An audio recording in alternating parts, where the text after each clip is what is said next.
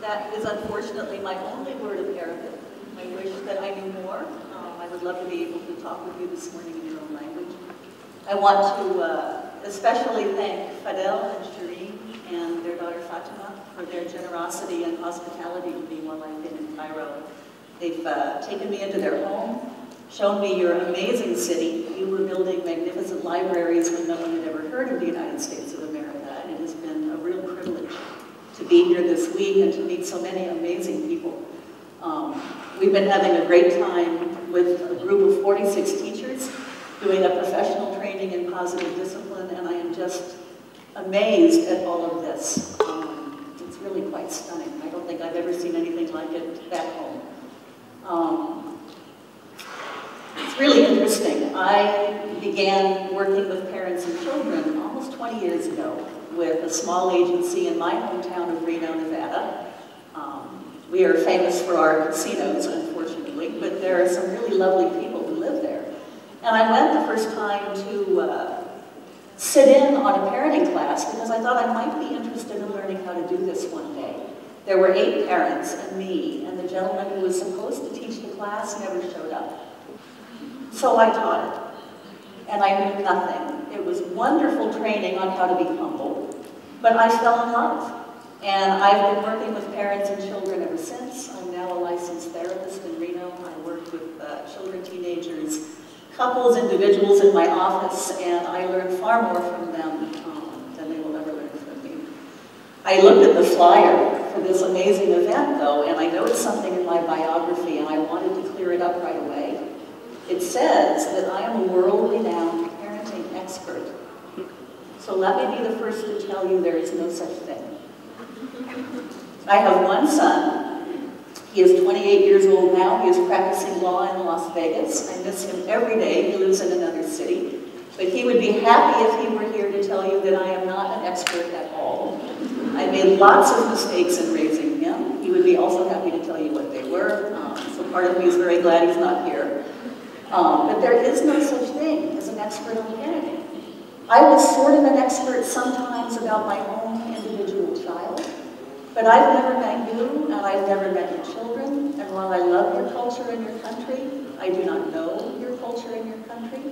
Guess who has to be the experts on your children? You are. So everything I say today is nothing but a suggestion. I have some useful information. It's going to sound different to you. The way that positive discipline approaches family relationships is different than what most of us grew up with, no matter where we were raised. So I would ask that you just listen and consider it thoughtfully. If something fits for you and your children, then by all means take it and use it. And if it doesn't work for you, ignore it. So today is meant to just give you some ideas, and we'll see where it goes. I don't know if anybody in Cairo knows Calvin and Hobbes. It's an American cartoon. It was my son's and my favorite when he was growing up because I used to think that the man who wrote this was hiding in my closet and watching everything that we did. So I'm just going to read it to you. I know the print is a little small. But here comes Calvin. He's the little boy. And there's his dad doing something. And Calvin says, "Here, Dad, I'd like you to sign this form and have it notarized. Let's make it legal. I, the undersigned dad, attest that I have never parented before, and insofar as I have no experience in the job, I'm liable for my mistakes, and I agree to pay for any counseling in perpetuity Calvin may require as a result of my parental ineptitude." And here's Calvin in timeout going, "I don't see how you're allowed to have a kid without signing one of those." The reality is that nobody, and how many of you have heard the saying that children don't come with an instruction manual? We have them, we love them, they're little, they're adorable, we dress them up, we take them out, we're so proud to be seen with them, and then they start talking and moving around, and we don't know what to do. True? So what I want you to hear is you are not alone.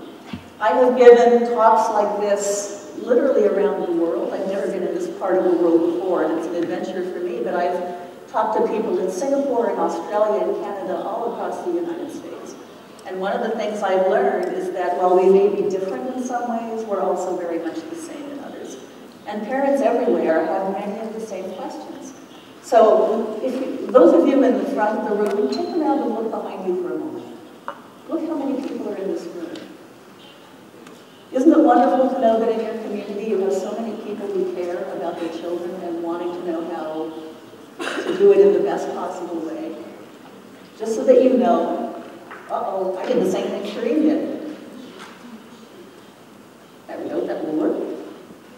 There is no such thing as a perfect parent. It doesn't matter how much you learn, it doesn't matter how long you practice, you will always make mistakes. How many of you have perfect children? Perfect husbands? Perfect wives? Oh!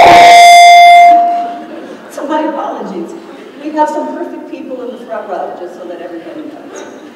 But usually, there is no such thing as perfect, and in fact, your children don't need you to be perfect. They just need you to be doing your best and to be willing to learn. So one of the things that Alfred Adler, whose work Positive Discipline is based on, used to tell people is, it's good to have the courage to be imperfect. Sometimes, how many of you have made a mistake with your children? It's hard sometimes to get up every morning and try again when you know everything is not going to go perfectly. And so we talk about having the courage to be imperfect and to be willing to try new things and to take risks and to learn. So let's learn from each other. I believe that Positive Discipline believes in mutual respect and dignity. It's not the same as equal rights. Not when parents and children are concerned. Well, I tried. Better? It's messing up my hair. So this idea, this sounds very loud to me. Is this okay out there? Okay. It's based on the idea of mutual respect and dignity, that people don't always have equal rights, but they have equal worth. Your children need you to be their parents. You know more than they do. You're responsible for their safety and their education and for teaching them what they need to know. But every time we shame and humiliate a young person, we do not get that person's best behavior in response. So one of the things I think we want to learn how to do is to bring out the best in our children and also the best in ourselves. And to remember, and you'll hear this over and over again, mistakes are opportunities to learn. The only thing to do when you make a mistake is to clean up the mess, whatever's involved in that, and then to do the learning so that we don't repeat the mistake again.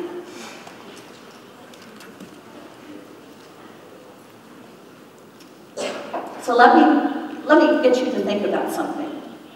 Egypt's been going through a lot of changes. And changes are happening all around the world right now. We in the States have been watching your country for the last year with respect and with awe and sometimes with shock. Through the history of this planet, there have always been people at the top and people below. In my country, the people at the top were often light-skinned people. The people below were often darker-skinned people. We had dictators at the top and other people at the bottom. We have parents at the top and sometimes children at the bottom, teachers, students. Most of our societies have been arranged this way. So which are the ways that people, what are the tools that the people up here traditionally use to make sure that the people down here stay down here? What do? We use force. We use threats. We use punishments. Sometimes we use rewards. If you do it my way, I will give you something. We take things away, we give things back. Those are the traditional tools that cultures and societies have used, and they're also the traditional tools that families have used.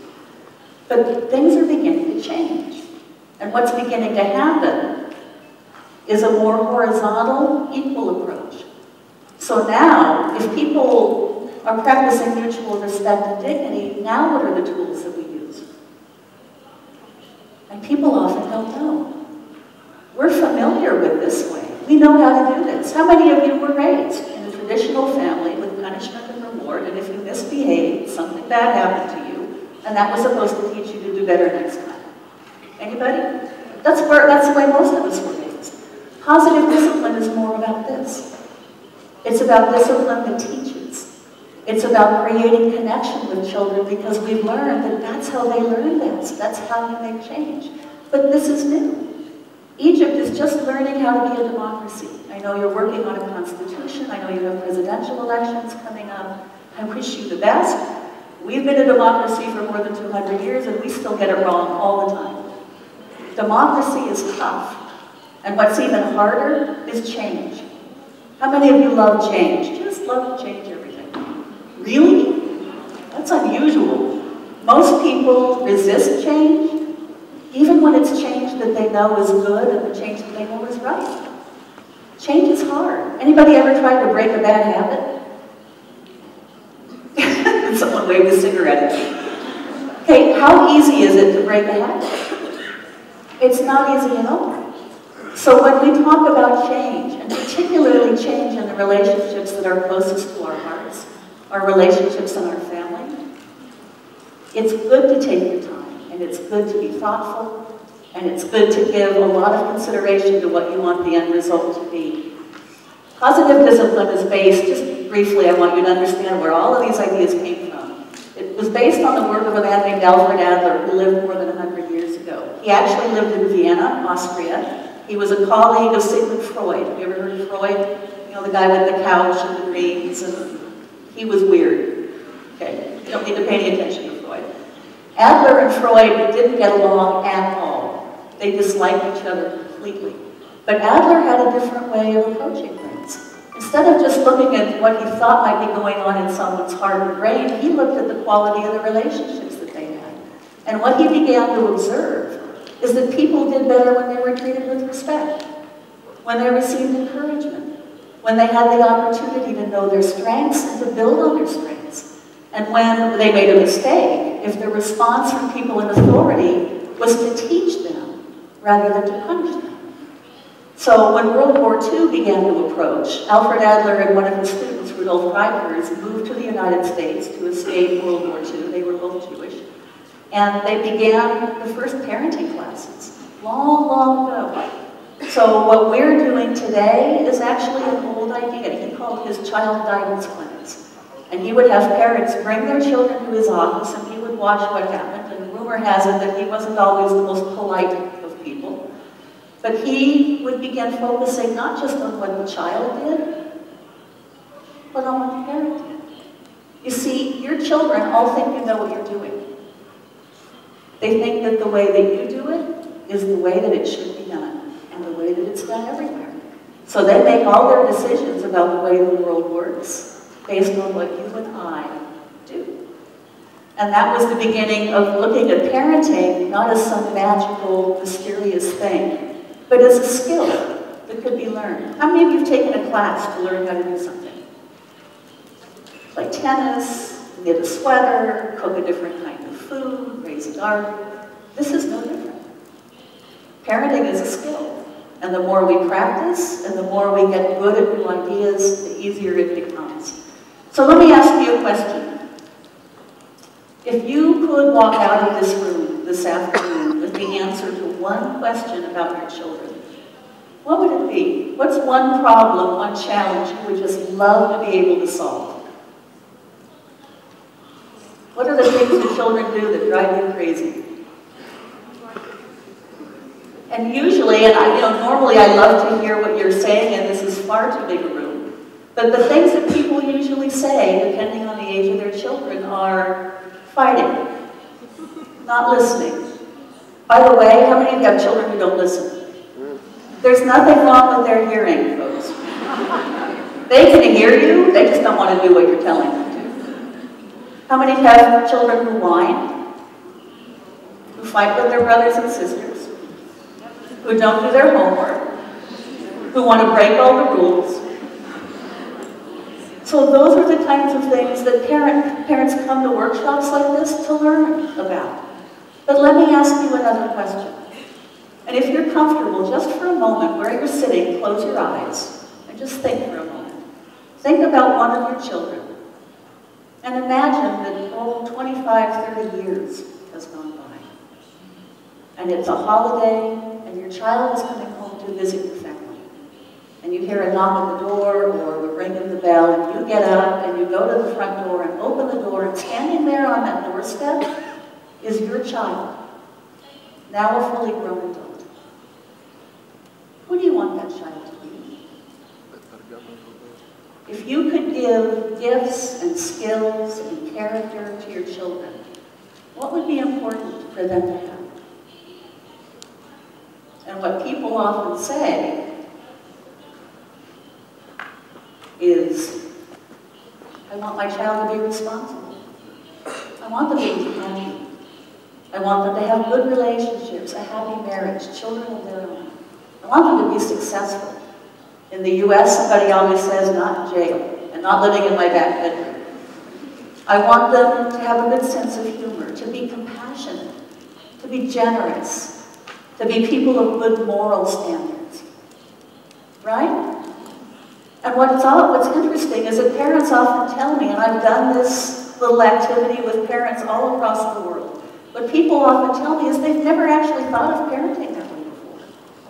Parenting becomes this daily crisis management where you start out wanting to get them toilet trained and into bed at night and to just go to sleep and to eat their food and then to do their homework and then to do the next thing and the next thing, and before you know it, they're as old as my son and they're gone. So how do you suppose we teach children all of those wonderful qualities?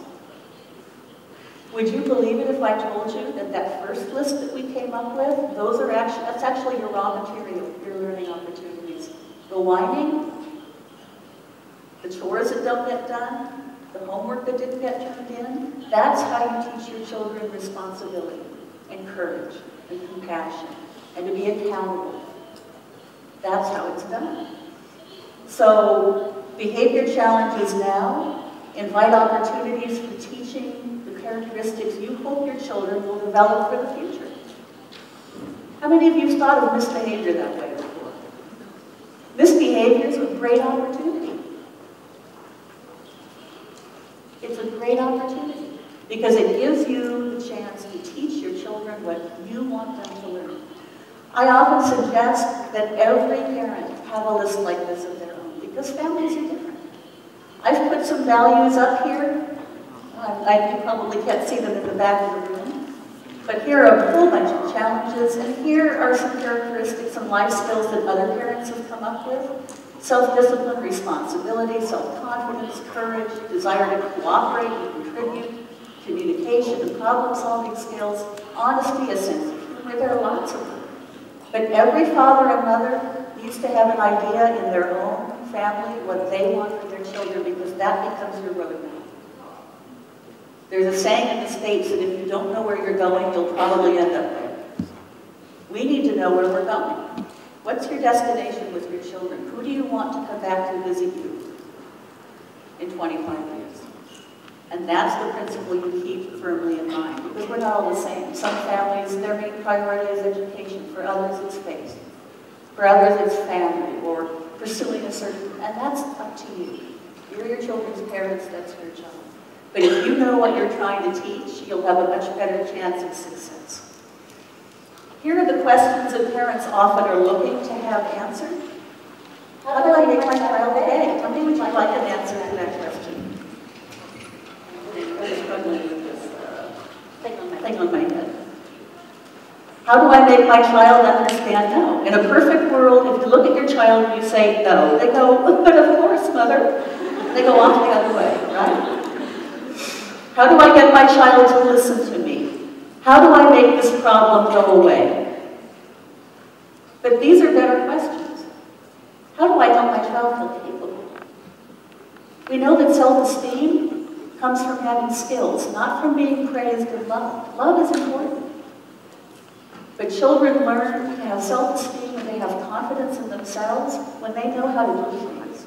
How do you help your child feel capable? How do you help your child feel belonging and significance?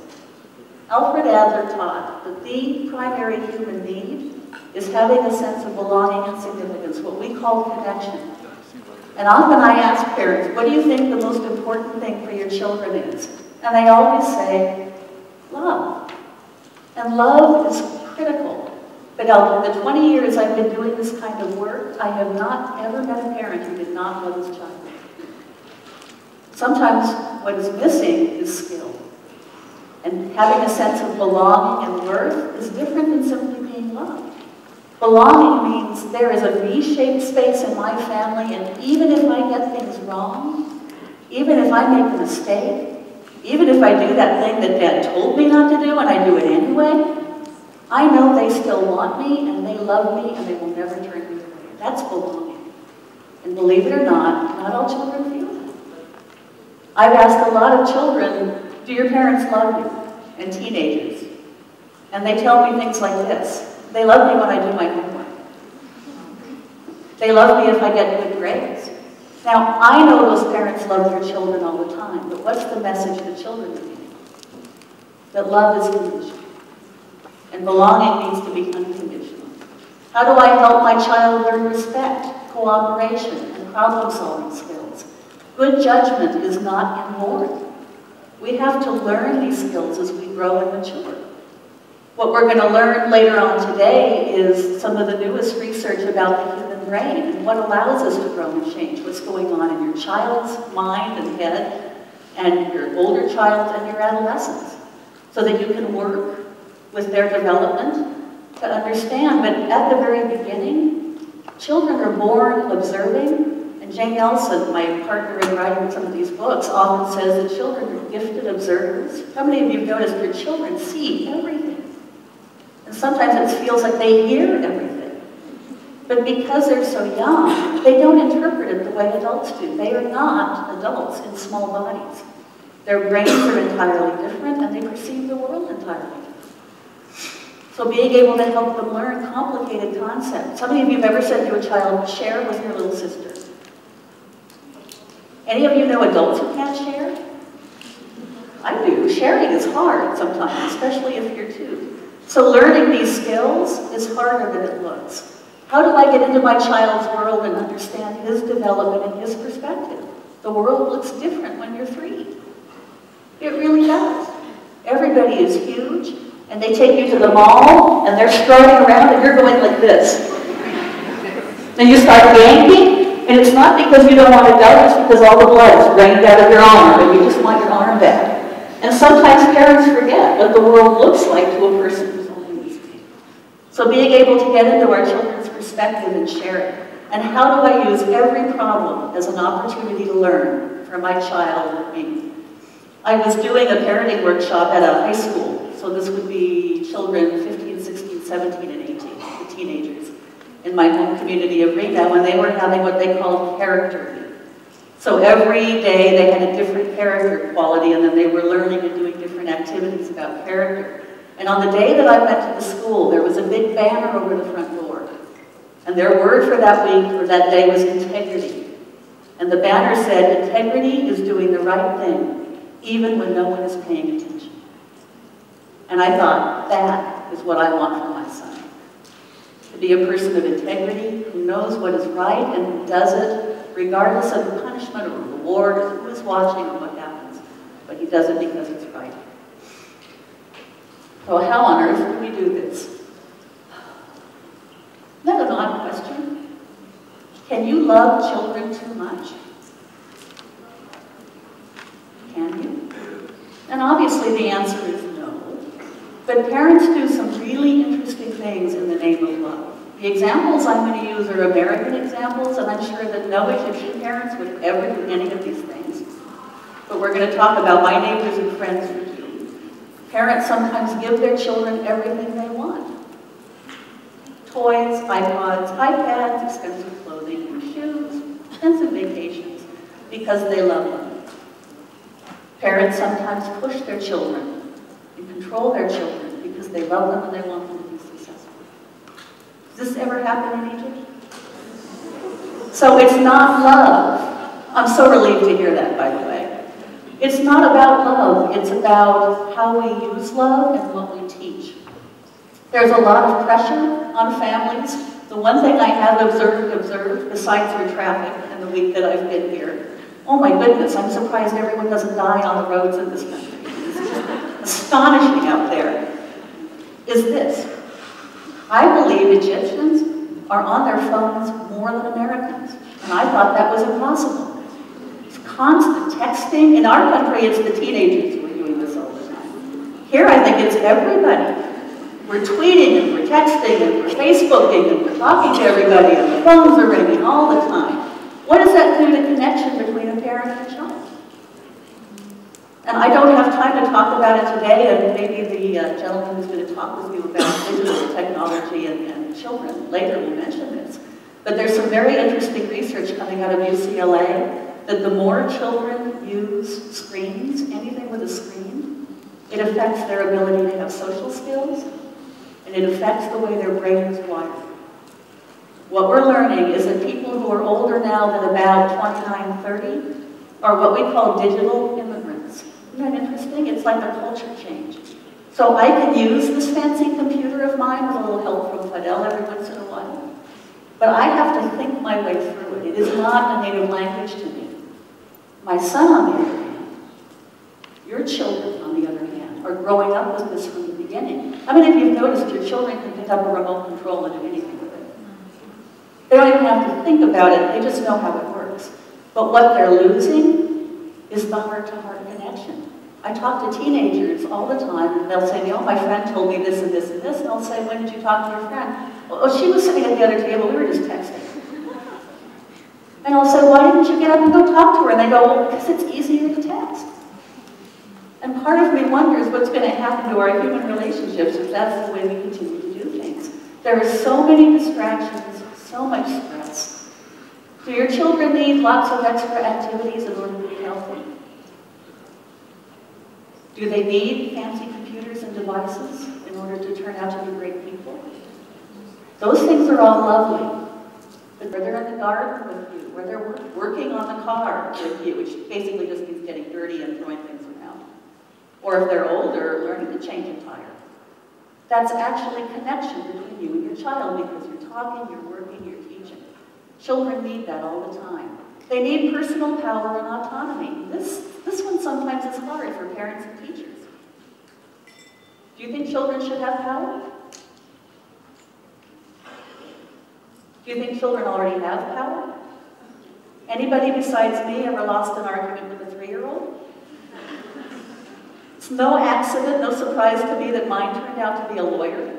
He started winning arguments with me when he was about 2. And it's really, really discouraging to lose an argument with someone who comes up to your dean. Children already have power.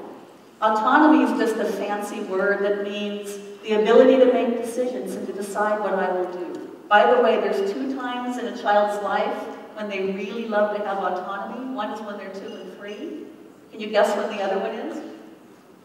When they're teenagers. Both of those, by the way, are developmentally appropriate. That just means that that's a normal thing for them to be doing then. It doesn't mean we don't have to do anything about the behavior because we have to teach them what the boundaries are and how to use their power wisely.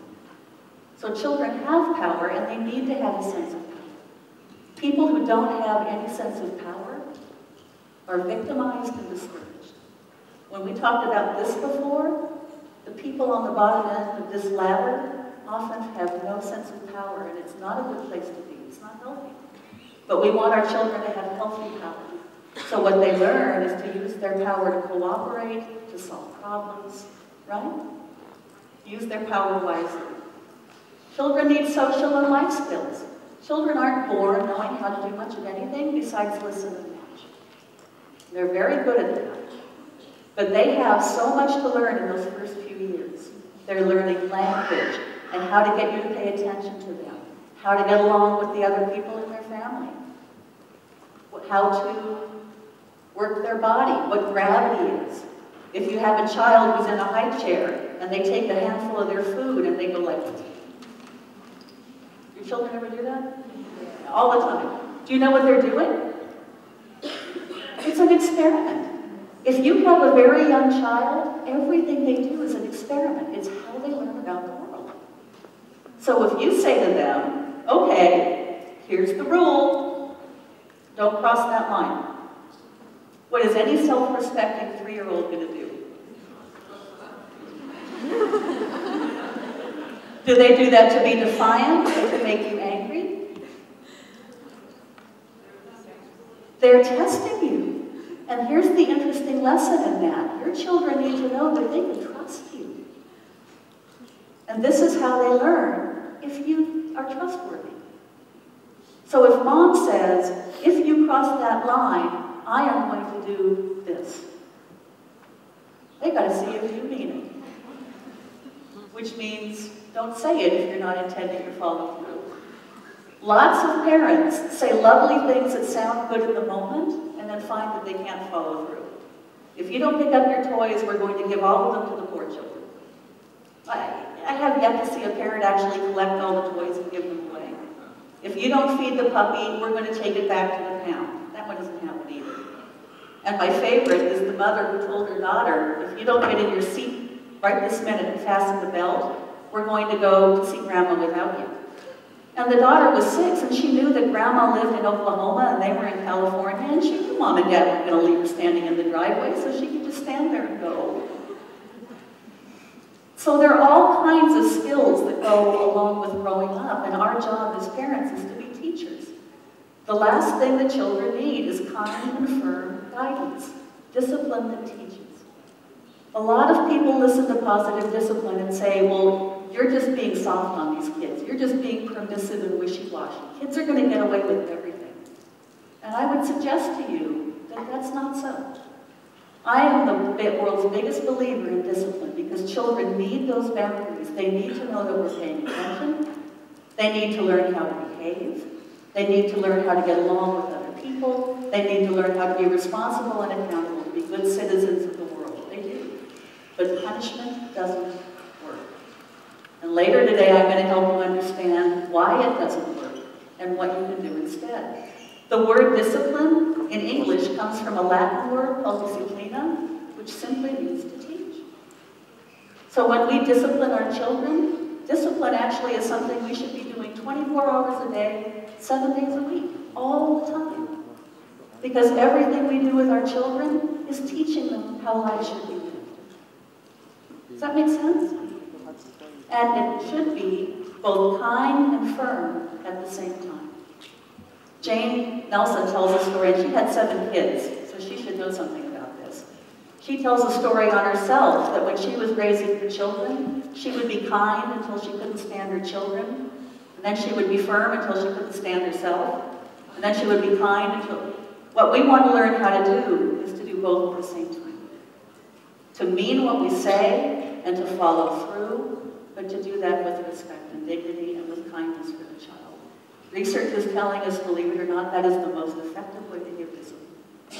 But it's how to do it. By the way, I'm going to leave time at the end of the day this evening when we're all done for some questions and answers. So I know I'm probably stirring up more questions than I'm answering right now, and I wanted you to know, hopefully there will be time to get answers to your own individual questions later on. So, let's take a look at attachment.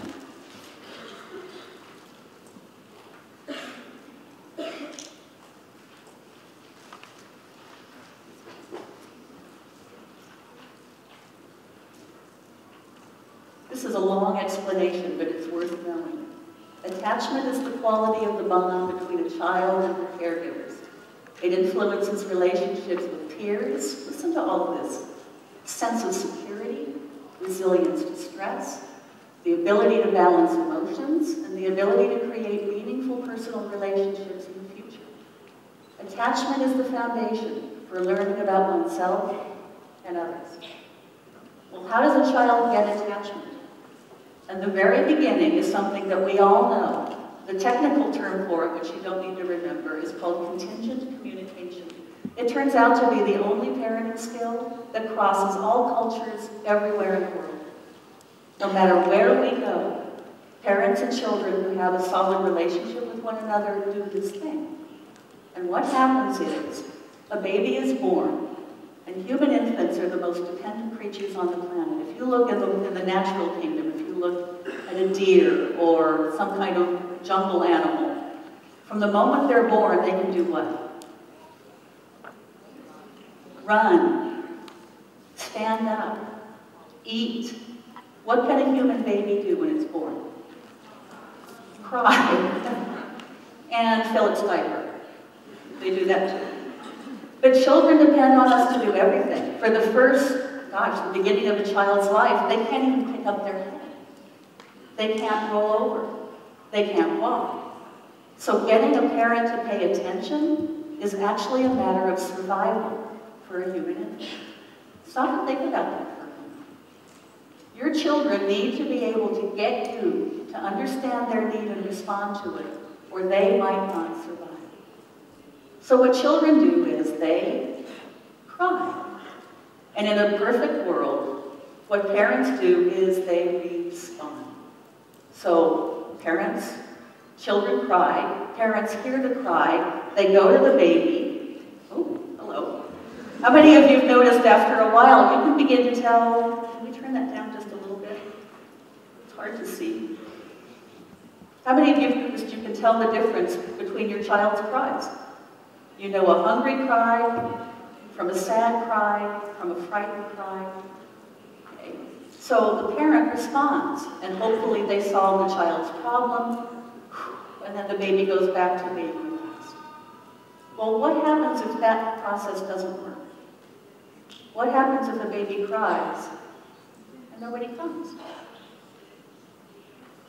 What we know is children are always making decisions, and sometimes what that child decides is that the world, in fact, is not safe, and people will not respond to my needs. And there are consequences that happen as a result of that. The research tells us that about half the people on the planet have a secure attachment. And what a secure attachment means is not that it's perfect parenting. Remember, there's no such thing. It means that that child knows they have a connection with their parents and that they can count on them. Do you know what that looks like, by the way, with a young child? I was giving a talk like this at a university at home, and there was a father sitting in the front row, and he had his daughter with him. She looked like she was maybe 2 or 3 years old. And I was up on a stage like this talking, and she kept looking at me, and the minute we made eye contact, she'd look away. But she was really curious, and the longer I talked, she began walking forward. So she's coming like this. And if I looked at her, she'd giggle and she'd run back to Dad. But every time she did it, she came a little farther. And her dad was smiling, and once he realized that nobody was upset that his daughter was going exploring, he was laughing too. That's secure attachment. That child was free to explore, to take risks, to explore her world, because she knew she had who sitting behind her. If you remember taking your children new places when they were younger, do you remember that they would sit with you for a little while? Some children just own the world and they go play the minute they arrive somewhere. But a lot of children will stay by your side until they feel comfortable, and then they'll wander off, but every once in a while they come back because they just kind of need a recharge. Or else they'll turn to look to make sure that you're still there. How many of you have noticed that? That's attachment. And the fact that your children are connected to you, but can still go and explore, that tells you that they're doing well. When a child doesn't have a secure attachment, they're not able to do that. They become frightened, they become insecure. There are all kinds of things that can happen, and none of them are good. It's important also to understand that children's age has a lot to do with how they respond to things. So, let me tell you a little bit, just very quickly, about how children develop. When a child is born, they are watching everything around them. They watch you, and they get signals about how the world works.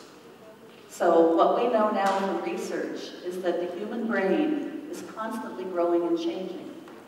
As recently as 20 years ago, the only way to study the human brain was to take one out of the skull when the owner wasn't using it anymore and poke it and go, I wonder what that does.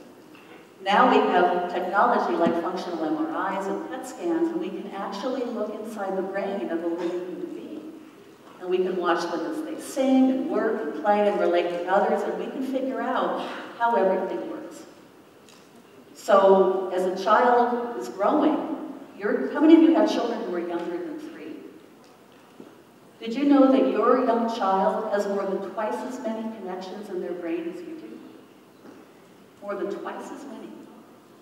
Why would that make sense? What does a little child have to learn? Everything. Everything. How the world works, languages, colors, your name, how to get along with their brothers and sisters, how to work their body, everything. As that child grows, those brain connections are pruned away. The brain knows to keep the ones that have been used a lot, and it begins to get rid of the ones that aren't used. The way a connection gets wired is when it's repeated. So when we're raising our children, did you know that you're actually hardwiring their brain just the way we wire a computer? You're teaching your child what matters and what doesn't matter. It's an awesome responsibility. And that's why so many parents now are really interested in learning, how do I do that well? As the child grows, they go through this lovely, peaceful period for most kids, up until about the age of, oh, I don't know, between 10 and 12. Maybe 13. What happens then? We call it puberty. And all those old grandma jokes, at least in my culture, about hormones, turn out to be absolutely true. When a child hits puberty, the hormones that run through the brain actually change the brain structure, cause the brain structure to change. And teenagers think and manage emotions with an entirely different system of their brain than younger children. And then, once we're mature, we continue. So, let me show you something about the brain. Everybody got a hand free? It's not a trick, I promise. I'm going to stay up here and I'm not going to do anything to you. So take a hand and hold up your hand. Fold your thumb over your palm. And fold your fingers over your thumb. That's your brain. This is actually a reasonably accurate model of the human brain. So let me show you how this works. The back of the wrist, the back of your neck. That part of the brain is responsible for what? How many of you remember your biology classes? Breathing, your heart rate, some motor function, that's that part of the brain, right? You see where your knuckles are? This is the big part behind your forehead. This is a very important part of the brain. You see it? I have a slide.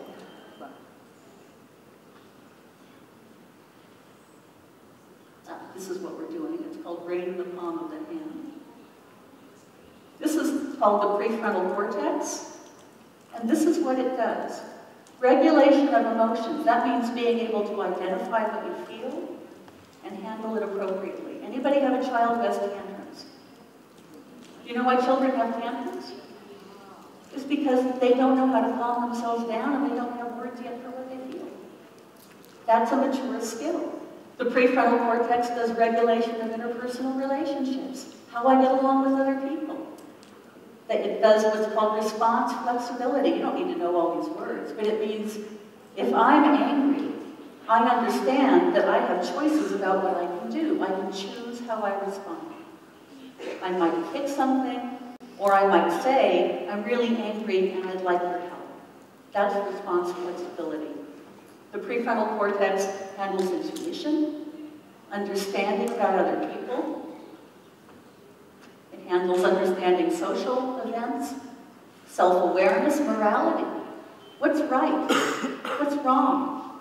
How do I know the difference? And impulse control. That's a huge one. The leading cause of death among teenagers in the United States is accidents. Teenagers are impulsive. They think it, they do it. How many of you have teenagers? Some, not so many. We have research that shows that teenagers are great people, by the way. I love working with them. I think they're some of the coolest people on the planet. But they process the world differently.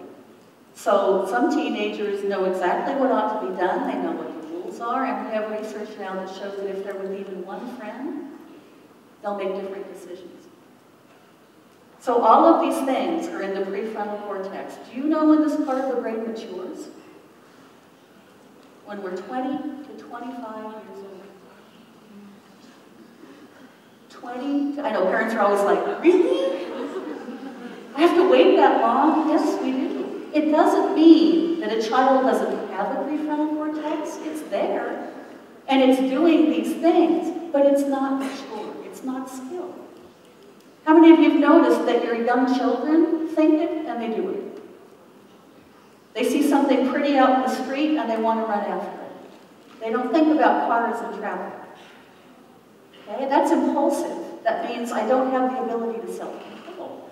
So, understanding that the brain changes and that this part isn't even mature changes the way that we teach young children. Discipline is teaching. Well, what about this guy in here? Your thumb. This is what's called the limbic system, or the stress response system. This part of your brain actually operates without any input from you. Did you know that? It's called an involuntary system, and its job is to keep you safe and to keep you alive. So if I'm at home, back in the mountains of Nevada, and I'm going for a walk, which I like to do, and I walk down the path, and ahead of me on the path, I see something that's curvy. What happens? Ladies, how many of you thought you lost your purse? You know that thing you do? That's your limbic system. It takes over. It says, you don't need a prefrontal cortex right now. You just need to be safe. You need to deal with this threat. So it stops your digestion, it slows down your immune system, and it sends all the energy to your heart, your lungs, and your muscles. Did you know that?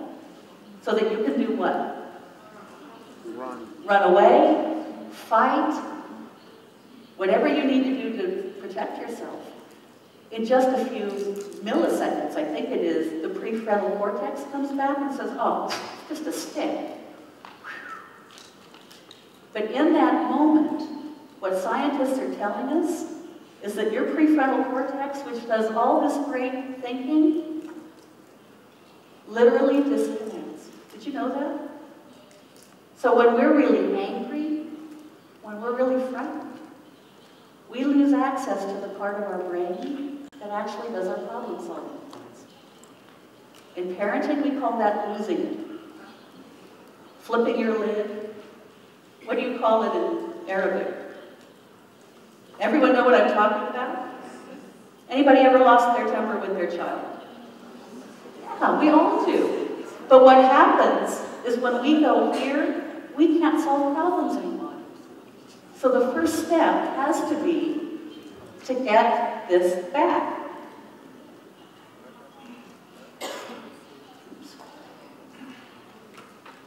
So what we teach people to do is what we use positive time out. And I couldn't understand all the Arabic, but I could see that Shireen was talking about the naughty chair and time out. And in the United States, it's set a timer for 1 minute for every year of your child's age, and then put them in the high chair. And I had a friend who used to do this with her son when he was about 4, and he was a big boy.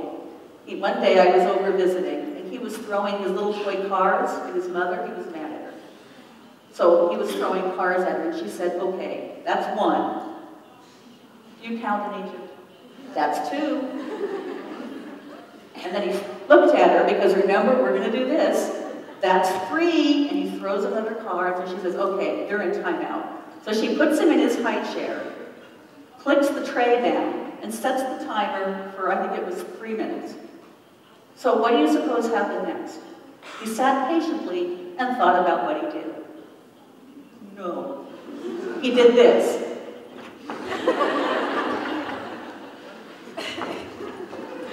And after 3 minutes in the high chair, he walked over, he picked up a car, and he threw it. Anybody know what I'm talking about? So that kind of timeout often doesn't work very well. But we can't solve problems when we're here.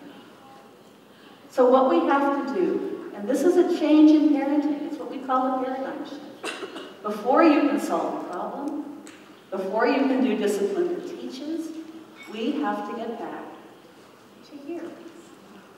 Well, if you're really upset and you need to calm down, what helps you?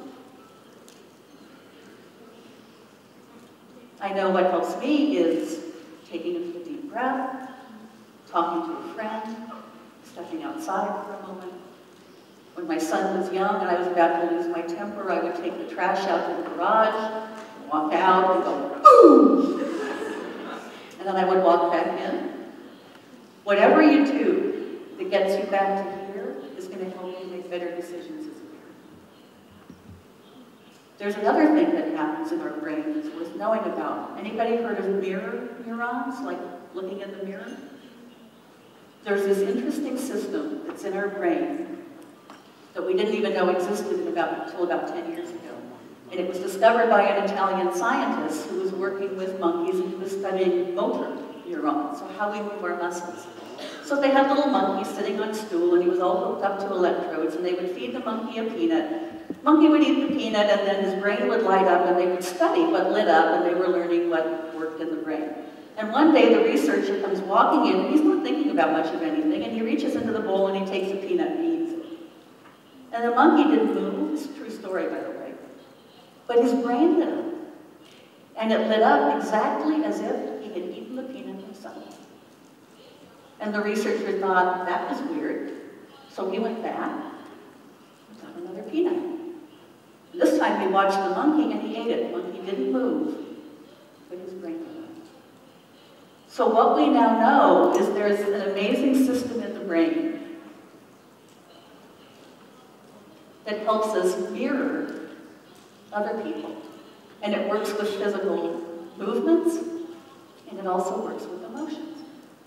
So when your children were infants and you wanted to teach them pat a cake, or wave bye-bye, or peekaboo, when you did that to them, how did your child know which muscles to move in order to do the same thing? They're mirror neurons.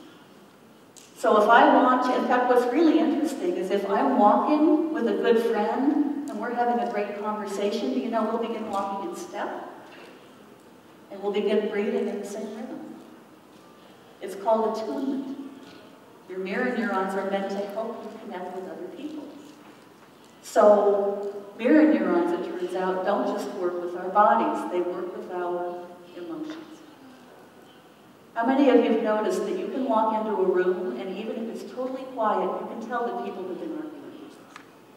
Anybody ever noticed that? The air just feels funny. That's your mirror neurons. We read other people's emotions, and then they're not just, oh, I understand, I'm sympathetic. It creates that emotion within us. Let me show you how this works. Take your thumb and your finger, sit up straight. Take your thumb and your finger and make a circle. And then I want you to put it on your chin. On your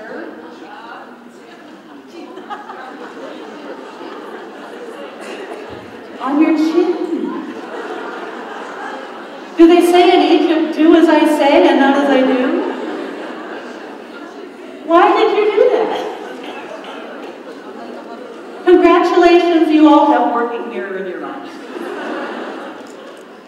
Your children will do what you do because their mirror neurons are programmed. And in fact, I just finished telling you what mirror neurons do and you still did it. They're powerful, powerful things. So if your child does something that really makes you angry, and not just your child, you know, problems happen in all relationships. But when we're frustrated, irritated, annoyed, and we get really angry, and our brain does this, what happens to the person that we're having that argument with? Now, they have mirror neurons. And what happens is they go here too. How many of you know that happens? If you're around somebody who is really angry, you feel your whole body begin to tighten up, right? Jaw begins to clench. We may not be angry ourselves, but we become very tense. If you're talking with a dear friend or a family member and they're having a very difficult time and they begin to weep, how many of you have noticed the tears come to your own eyes? This is how we connect with one another. And this is why when we're engaged with our children and we want so much to be what is right for them, we have to be able to calm ourselves down first. The people who need timeouts the most are not the children. Usually the parent. So in positive discipline, we call this a cool-off or a positive timeout. And the purpose is not to punish. It's not like the child in the high chair. It's not to make you think about what you did. It's to help you calm down so that we can begin to solve the problem together. So I know I've got, there's our mirror neurons. I love that little guy with the lampshade on his head, by the way. Where did we get the crazy idea that to make children do better, first we have to make them feel worse? So let me ask you a question. Do children have to suffer in order to learn? Isn't that what we do? I'll take something away. We don't call it that. Sometimes if I'm really angry, I might spank or slap, I might yell. Parents lose their temper. Is there anyone in the room who has never ever lost their temper with a child? Look around, folks. Not a hand is raised. We're all the same. But we can do damage when we become angry and we can't control what we do. And it's interesting to me that sometimes we expect our children to control themselves when we're not able to control ourselves. So the first step in solving any problem with your children is for you to calm down first. What are things that help you do that? You should know. What helps your child calm down? Children do better when they feel better, when they can access their rational brains. And I want to make a note, this doesn't mean to keep our children happy all the time. A lot of American parents make all of their parenting decisions based on what will make my child happy. Well, happy comes and goes. I can be happy one minute and not so happy the next. Right? Your child is happy when you give them a gift. When you buy them a present, you get them candy, they're happy, right? But what are they learning? It depends on the child. You can't solve problems at the time of conflict, so we need to take time for cooling off. So this is what we call positive timeout. It's not a punishment. It's meant to help children learn to do what we call self-soothe. To be able to calm themselves down so that we can come back and solve the problem. This doesn't mean because they come in and they slam the door and they stomp off to their room and we slam that door too, that we say, oh, you just need to calm down, and we never talk about the slam door and the anger. We teach them to calm down, and then we can do the problem solving. What was wrong? What happened? What do we need to do? Does that make sense? I know they don't have snowmen in Egypt, but he's on my slide, so there he is. This can work in the classroom too, by the way. Children in schools, and we've been talking about this in our workshop this week, do children ever get angry in school? Do teenagers ever feel a lack of connection in their school? So learning how to calm down is important in the classroom as well. I was in a second grade classroom once in the US, and the teacher and the children had worked together to create what they called a cool-off spot. And whenever a child was having a really hard time and couldn't follow the rules, the teacher would say, looks like you're not feeling too good, can't follow our rules, would you like to go to the cool-off spot? And the cool-off spot was a big old-fashioned bathtub that sat in the corner of the classroom. And in it were stuffed animals and pillows, and there was a stack of book outside, and they had pictures of icebergs on the wall behind it. Because they had decided, since it was their cool-off spot, they named it Antarctica. And what's interesting is that children will put themselves in this kind of timeout. They'll learn to say, I'm having a hard time going to my cool-off spot, and they go. If you have a very little child, then you go with them. And you teach them, before we can solve this problem together, we both need to be calm. And what are things you can do with your child that are calming? Read a story, sing a song, give them a hug. If you've got a little boy, go outside and let them run and move their body. Boys need to move a lot. Now, parents sometimes say, well, you're rewarding them for misbehaving. They do a wrong thing, and look, you're just letting them have fun. You're giving them hugs.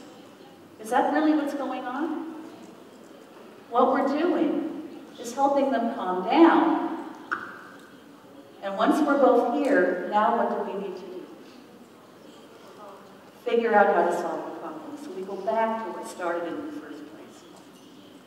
Here's how you use positive timeout. Model this life skill by going yourself. Can you tell when you're getting angry? Many adults can. How many of you feel like you just get so angry so quickly that there's nothing you can do? And often that's a product of stress. When we're stressed and overwhelmed, it becomes harder to pay attention to what's going on inside us. And it just feels like it comes out of nowhere. So one way of doing this is really by learning how to take better care of yourself. But what you can say to a child is, I'm losing my temper, I'm about to get angry, I'm going to go take a cool off, and I'll meet you back here. I used to do this with my son when he was older. In my family, we didn't ever yell. We just weren't yellers. But I could be very sarcastic, and my son is better at it than I am. And when you're being sarcastic, you can say very cruel and cutting things. And I realized when he was young that that wasn't the way I wanted to talk to him.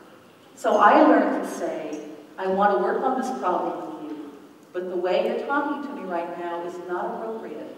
I'm getting angry, and I'm going to go calm down. And I'll meet you back here in 15 minutes, and we'll talk some more about this, and I would go.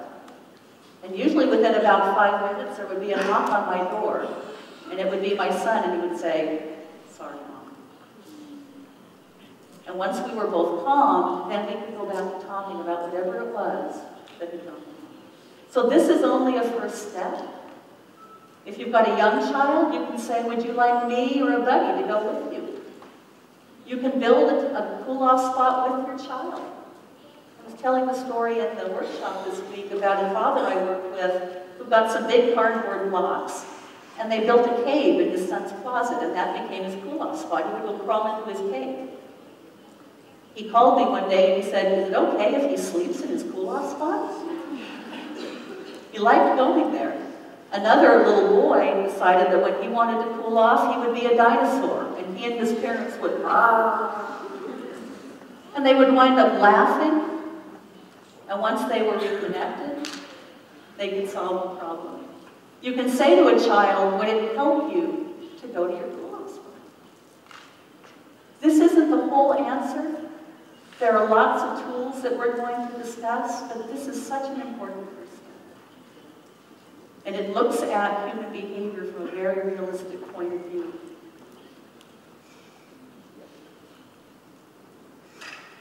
When you're calm, you can begin to teach problem solving, even to a very young child. This is what we call a wheel of choice in positive discipline.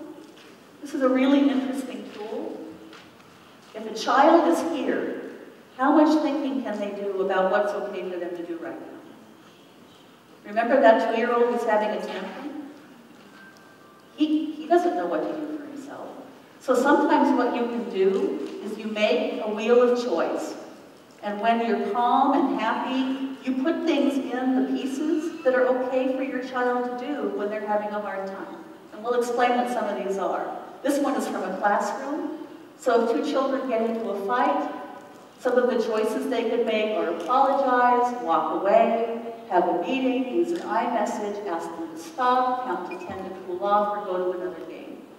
And then when that child loses their temper, you can say, would you like to look at your wheel of choice and make it, and do one of those things to help yourself feel better. We're going to talk about family meetings and all of it, but this helps children learn problem solving skills. Sometimes we expect them to be able to figure out how to solve a problem, and they don't have that ability yet because this part of the brain is immature. So using these kinds of tools can be really useful. There's a saying that we have in positive discipline, that connection always comes before correction. And if you remember one thing from today, that might be the thing to remember. We want so much for our children to behave right, to be the right kind of people, to grow up to be responsible and caring and successful, and to do the right thing. And we try sometimes to go right to behavior and change it. I'd like you to do something. Where you're sitting, just turn to the person next to you. If you don't know that person, introduce yourself, say hello. It's okay, you can do that. So everybody got a partner? You don't have to do this, but it's a great way to learn. So if you found your partner, I'd like you to decide which one of you is going to be A and which one of you is going to be B. This is always fun to watch because no one knows what they're signing up for. So all the A's are adorable. Where are my A's? And all the B's are beautiful. Where are my B's? Okay. So A's, your job is to make a fist. Can you do that? B's, your job is to get the fist open. Go.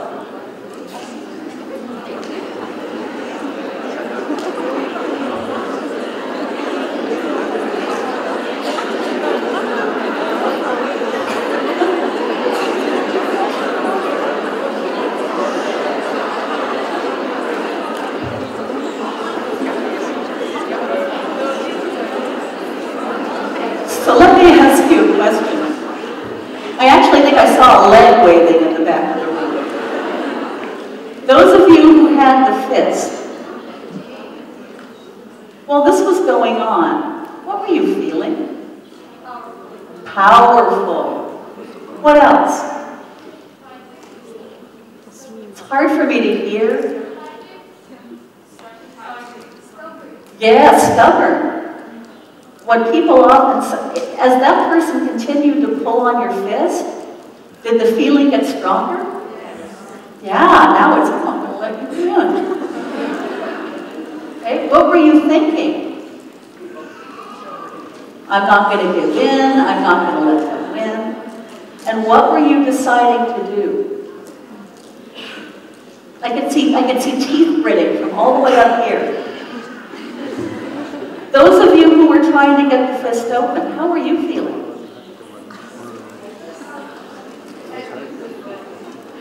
Frustration. So, did you start trying harder too? Because what sometimes happens is it starts out being kind of playful. She's making us do this really weird thing. And then when you realize this person isn't going to cooperate with you, you start trying harder. What were you deciding?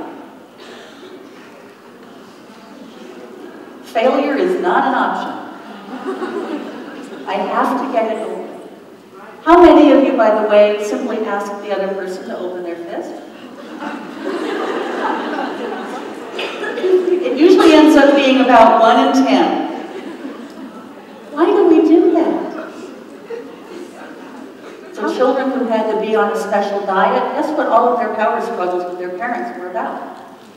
Food. They would sneak food. They would trade lunches at school. Children know what matters to you. If a child is angry at you and you insist on their doing their homework, what will they do? Refuse to do it? This is my favorite, do it, but refuse to turn it in. Does that make any sense to you? Children do it all the time. So this is a good illustration of what sometimes happens between us and our children. And I think, where's Shireen? We're meant to stop at about... Yeah, you could have 5 more minutes. Actually, I'm at a good stopping place. Okay, so he told me, okay, good. So we'll come back after our coffee break, which is how long? Half an hour coffee break. And we'll learn what to do instead of this. Thank you.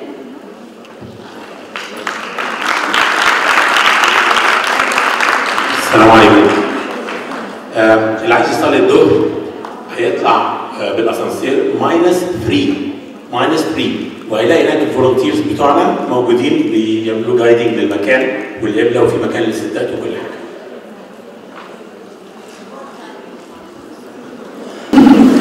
One is for you, one is for the video, and I'm going to be adjusting all my equipment here. So I got the opportunity on the break to speak with so many lovely people. I think my wish would be that all of you would connect with one another. It turns out that there's some wonderful things going going on here in Cairo about early childhood education, about schools, about resources for parents, about parenting classes, all kinds of parents who want answers to these questions. And I think what might be a wonderful thing for the future is to find a way to all network together, to have a way that we can talk to one another. Because I love being here, but my home is in the States, and I will go home. And I know that our wish as an organization is that someone take root here in Cairo, and then it is Egyptians speaking to Egyptians, and you grow your own organization. So I'm here to plant seeds and hopefully to answer some questions. But I think a wonderful thing would be to have you all begin talking to one another. So that would be my wish. I've been asked to just make a simple announcement. There are many, many people in this room that if you should want to leave the building in a hurry, you follow these green signs and then go up the stairs. So that's where you would go if you need to leave suddenly.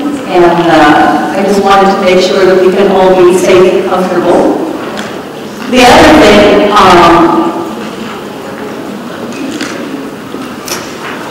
is that in your packet, there are some handouts. And I don't know if you've had a chance to look through the materials of the big folder that you have, but there are some things that I sent to Shireen, and she was kind enough to copy and to give to all of you. There is a sheet that has what we call the basics of positive discipline. I should have mentioned this earlier because I saw some people scribbling furiously the whole time I was talking, but you actually do have a sheet that lists the very basic things. And then there's another sheet that's called Positive Discipline Tools, and we'll be talking about that at the last session, about what all those things mean and how you might want to use them. But you do have some materials in your folder that you can use and take home with you and refer to. And then I'm happy to speak to people on the break, and I'm happy to answer questions and speak to people after the event this afternoon. So I want to be as helpful as I can. So I would like to do a little activity with you.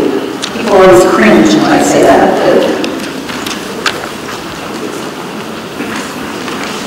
I can find the right piece of paper. So sometimes the way that we talk to children doesn't really give them the kind of information that they need. And we all do it, but I thought it might be kind of fun to find out what happens when I talk to you in this way. So what I'm going to do is I'm going to read you a set of statements, and I would just like you to figure out what you think I mean and to do what I'm asking you to do. Fair enough? Pretty simple, right? So the first one is, don't sit down. Don't sit down. Don't sit down.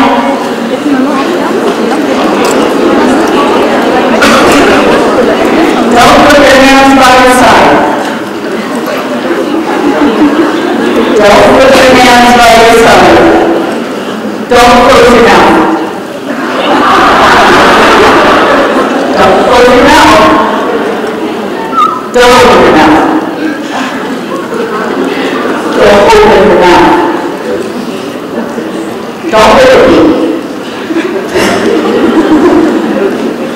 Don't stand still. Don't stand up. Now, why would I talk to you that way? Now, what do we always, how do we always talk to children? Don't. Well, remember, these are little people who really haven't been on the planet for very long. And we know what we mean, but sometimes they don't know what we mean. Did you notice what happened when I said don't sit down? What did everybody do? What did they do? It's not clear, is it? How did you feel when I told you what not to do? Confused? Did you like being talked to that way? Adults don't usually. So let's try something different.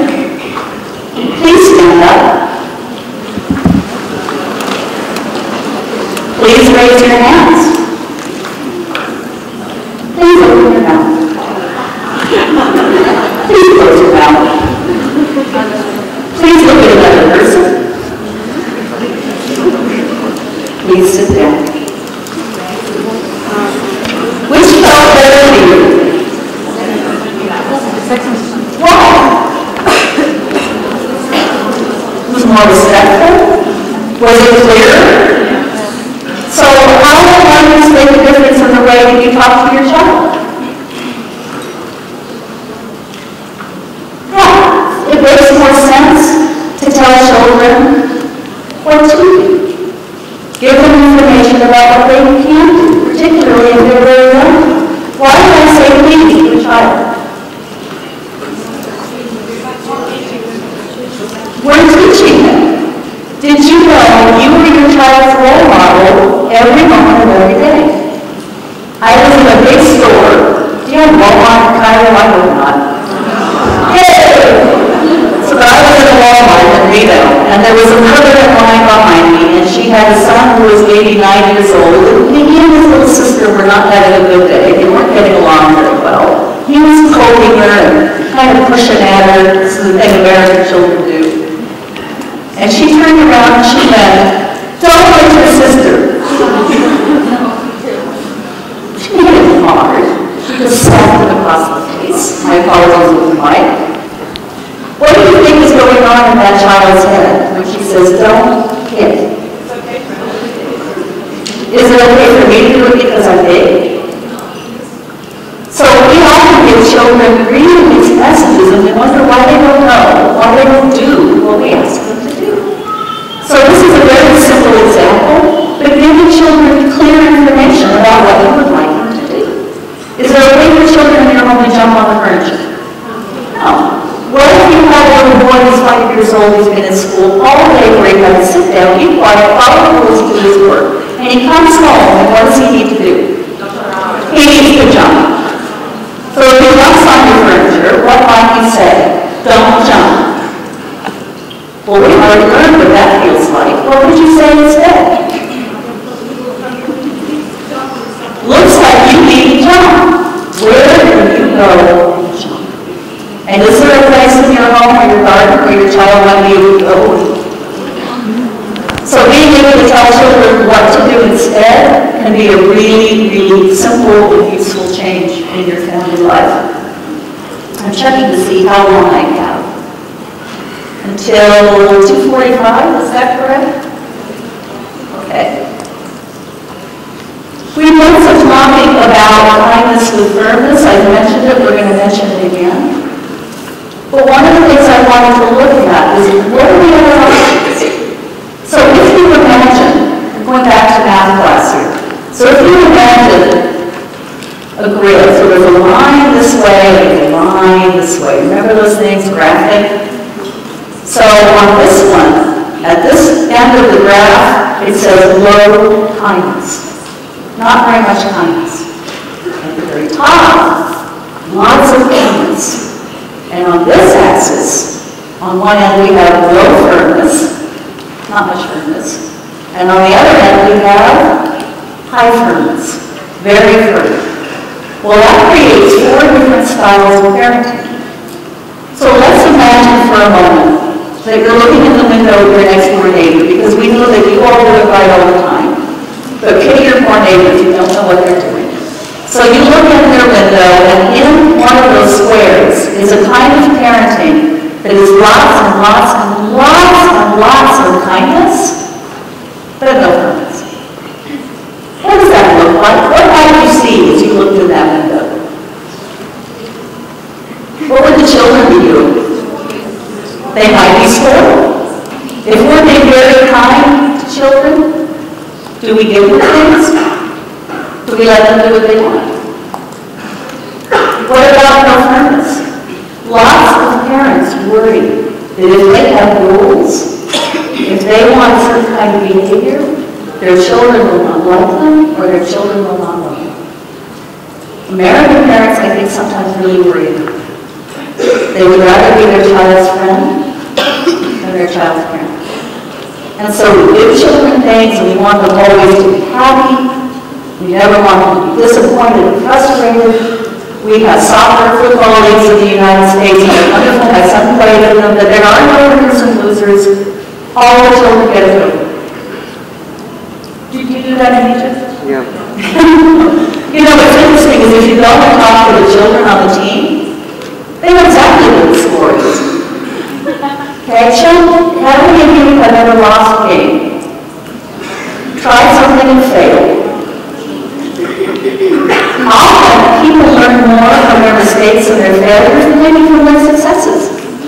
Thomas Edison, who invented this birthday, is shining in my face. Do you know how many times he tried to invent a light bulb before he got one that worked? It's about 150 times. Can you imagine his wife in the next room going, another one? What is this number, 137? Sometimes we need to teach our children to fail. Isn't that an odd concept? So that they know how to recover, so that they grow skills. And parents who were very, very, very, very, very kind and loving, but have no firmness, what do those children learn in the short term? For like that. Life is a party and it's a lot of fun. What are they learning? When we talk about short term and long term, what are they learning in the future? They are not entitled. Because we're going to see, children are always making decisions. Sometimes parents in the U.S. pay their children for good grades. I'm sure that never happens to me. So when we tell children, if you make an A, I'll give you $5, if you make a B, I'll give you $3. And there was an article in my local community newspaper about 2 years ago about two families. They went and interviewed who were paying their daughters. They were both girls in high school, very bright students, made very good grades. They were giving them rewards for their report cards. And at the time that the article was written, I'm not making this up. By the way, this is not common in the U.S. I was stunned when I heard this. One girl made straight A's and got a new car. Not a used car. She had a new car. And the other one got a $1,500 shopping spree at a department store in another community. So, does this make those girls happy, healthy, well-adjusted, all these things that were on our list, remember, responsible, accountable, all the things you wish for your children? Wouldn't that do it for them? Well, it was interesting because I also interviewed the girls, and you know what they said? We're entitled to that. That's normal. So when those girls go out to work, they do, or when they become adults, are they going to be willing to work hard? To start at the bottom and work their way up? To make do with less so that they can eventually have more? And often the answer is no. I have clients in my community who are business owners and they don't want to hire young people in their 20s because they say they will work hard and they expect to be given everything. That's the long-term result of giving your children too much now. And the tough thing is, we love our children. I was a single mom for almost 9 years. I have one child. He is the light of my life. And I wanted him to be happy, and I think sometimes I felt guilty that his family didn't look like everybody else's family, and it was tempting to want to give him everything we wanted. The good news was I couldn't afford to do that, so I had a good reason to say no. But what do children learn if they have to work hard? Wait a little. Save their money. What might they learn? Those character qualities that were on our list. It's not the whole answer, but sometimes in the name, this is loving too much. We talked about that earlier. In the name of loving our children, we give them so much that they don't have to learn how to take care of themselves. Well, there's another box on here. What if you look in the window of a family that has very, very, very high firmness? Lots of rules, lots of firmness, no kindness. What might we see if you look at that?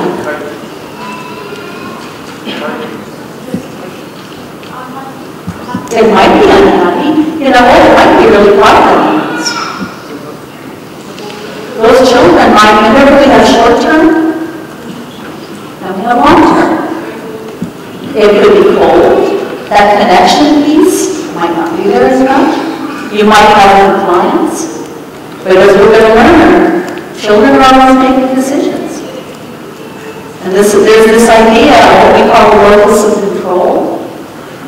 We talk about integrity. Integrity was doing the right thing even when no one is looking. If I'm in control of your behavior, or I think I know, you might behave as long as I'm there watching you.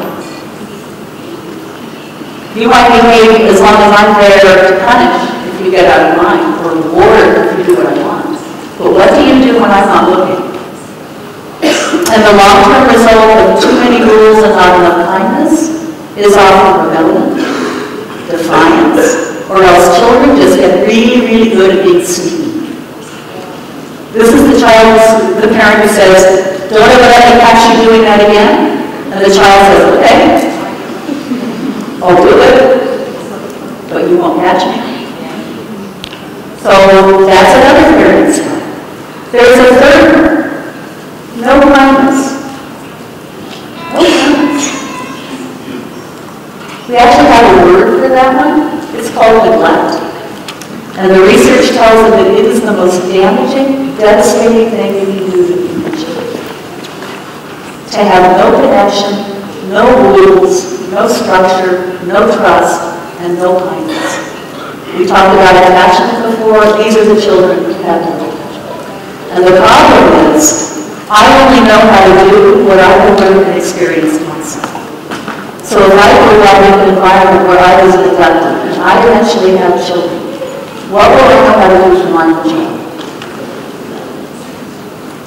Only what I know. Unless I make an effort to learn something different, and many people do. Well, there's a fourth box. What do you think might be in that fourth box? High kindness and high firmness. Is that even possible? Yes, it is. If you looked in the window of a home where there was high kindness and high firmness, what do you think you might see in that house? What would the children be doing? What would the adults be doing? Enjoying the journey. I think that is everyone's dream. And life, remember, is never perfect. Children are young, they're immature, they're unskilled. I always tell people, if you have young children, they are noisy, they are messy, and they don't do things the way you want them to. If you're going to have children, you better be prepared. If you don't want noisy, messy, and not the way you want, you should probably get a youngster, because your child is going to be too. But if we can establish this wonderful relationship that is about kindness and firmness at the same time. I'm going to tell a story about what this looks like, and I'm using an example from my own parenting just because my family is the only one I know any stories about. I am not implying that I always did it right. This is one of my successes. I didn't have any failures. In fact, when I was writing books, I used to sit at my computer and my son would come walk behind me and look and go, "You're writing about me again." And I said, "Yeah, but I changed your name. Nobody will know it's you." So when he was 16 years old, I had just gotten remarried. We were living together now as a step family. And he and I had an agreement that had been an agreement for a very long time. We sat down to decide who should help with the family chores. He volunteered. He said, "I really need your help. What would you be willing to do?" And his answer is, "I will do the vacuuming and I will mow the lawn," which makes sense. They're power tools. Things that make big noises. So he'd been doing those two jobs for a very long time. Our agreement when he was a teenager was that when he went to go out on Friday night with his friends, it didn't matter when the lawn was mowed, but it needed to be done before 6 o'clock on Friday night. Simple, right? And what makes an agreement, particularly with a teenager, is if they know what's going to happen to them in advance. It's part of the agreement. Where we get into trouble sometimes with consequences is if we think about the children who already broken the rules. So he comes into me one night and he says, "Mom, my friends are here, I'm getting ready to go." Now I already looked out the window and I knew Mom hadn't been mowed, so I didn't bother to say, "Did you mow the lawn?" because I already knew the answer. I said, "What was our agreement about the lawn?" Now, what do you think he did? Because he's a positive discipline kid, right? So he said, oh, Mom, you're so right. Allow me to build a lawn for you. He did that, right? Now, not even close. What he said was, well, do it tomorrow. And I said, what was our agreement? My friends are here. And I said, what was our agreement? And he rolled his eyes. And my kid is the king of the eye rollers, by the way. He was just following you. I was saying this entire worship right now.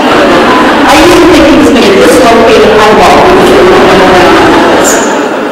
He rolled his eyes. He stomped down the hall. But I heard the lawnmower start up. And I looked out the window, and all of his friends are sitting on the hood of their car, and they're all laughing and talking. Now, my lawn is about this big. I can do it in about 2 minutes. So he was back in a very short period of time, a little sweaty, and much quieter, and he looked at me and said, Mom, I'm sorry, the lawn is broken. I said, have a good time. Now, like I said, that's one time. I think I got the balance okay. Where is the kindness in that? Did I yell? Did I punch? Did I say you can't go out? Did I raise my voice? Did I call him names? Where was the firmness? What would have happened if I said, okay, fine, I'm going to do it tomorrow?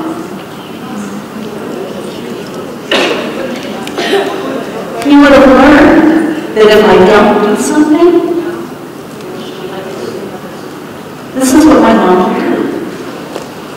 This is what my mom would do. Have you noticed in the stores, when you're waiting in the checkout with your children, they always put the little toys and candy right there where you have to wait? Yes. And children being children, always see something they want, right? Always. Mommy, can I have that? Mommy, I want that. This is universal. This is not American children, Egyptian children. This is all children. Yeah, I want that. And what do moms usually say? No, not today. No, we're not. And all of a sudden you get this. I want it. No, not today. I'm not going to yell because I'm wearing a microphone. You should be grateful. Okay? And now mom is looking at this screaming child. And everyone around her is going,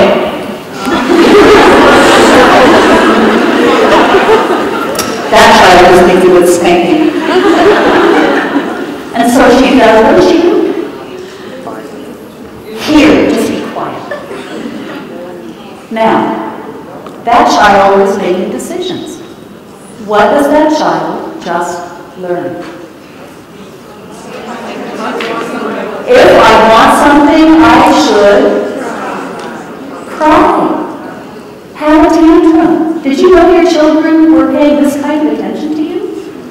And again, they think that the way you do it is the way it should be done. I just noticed we actually have a child in this room, and now I'm giving away all their secrets. So, children are always making decisions. So one of the things we know is that they pay attention.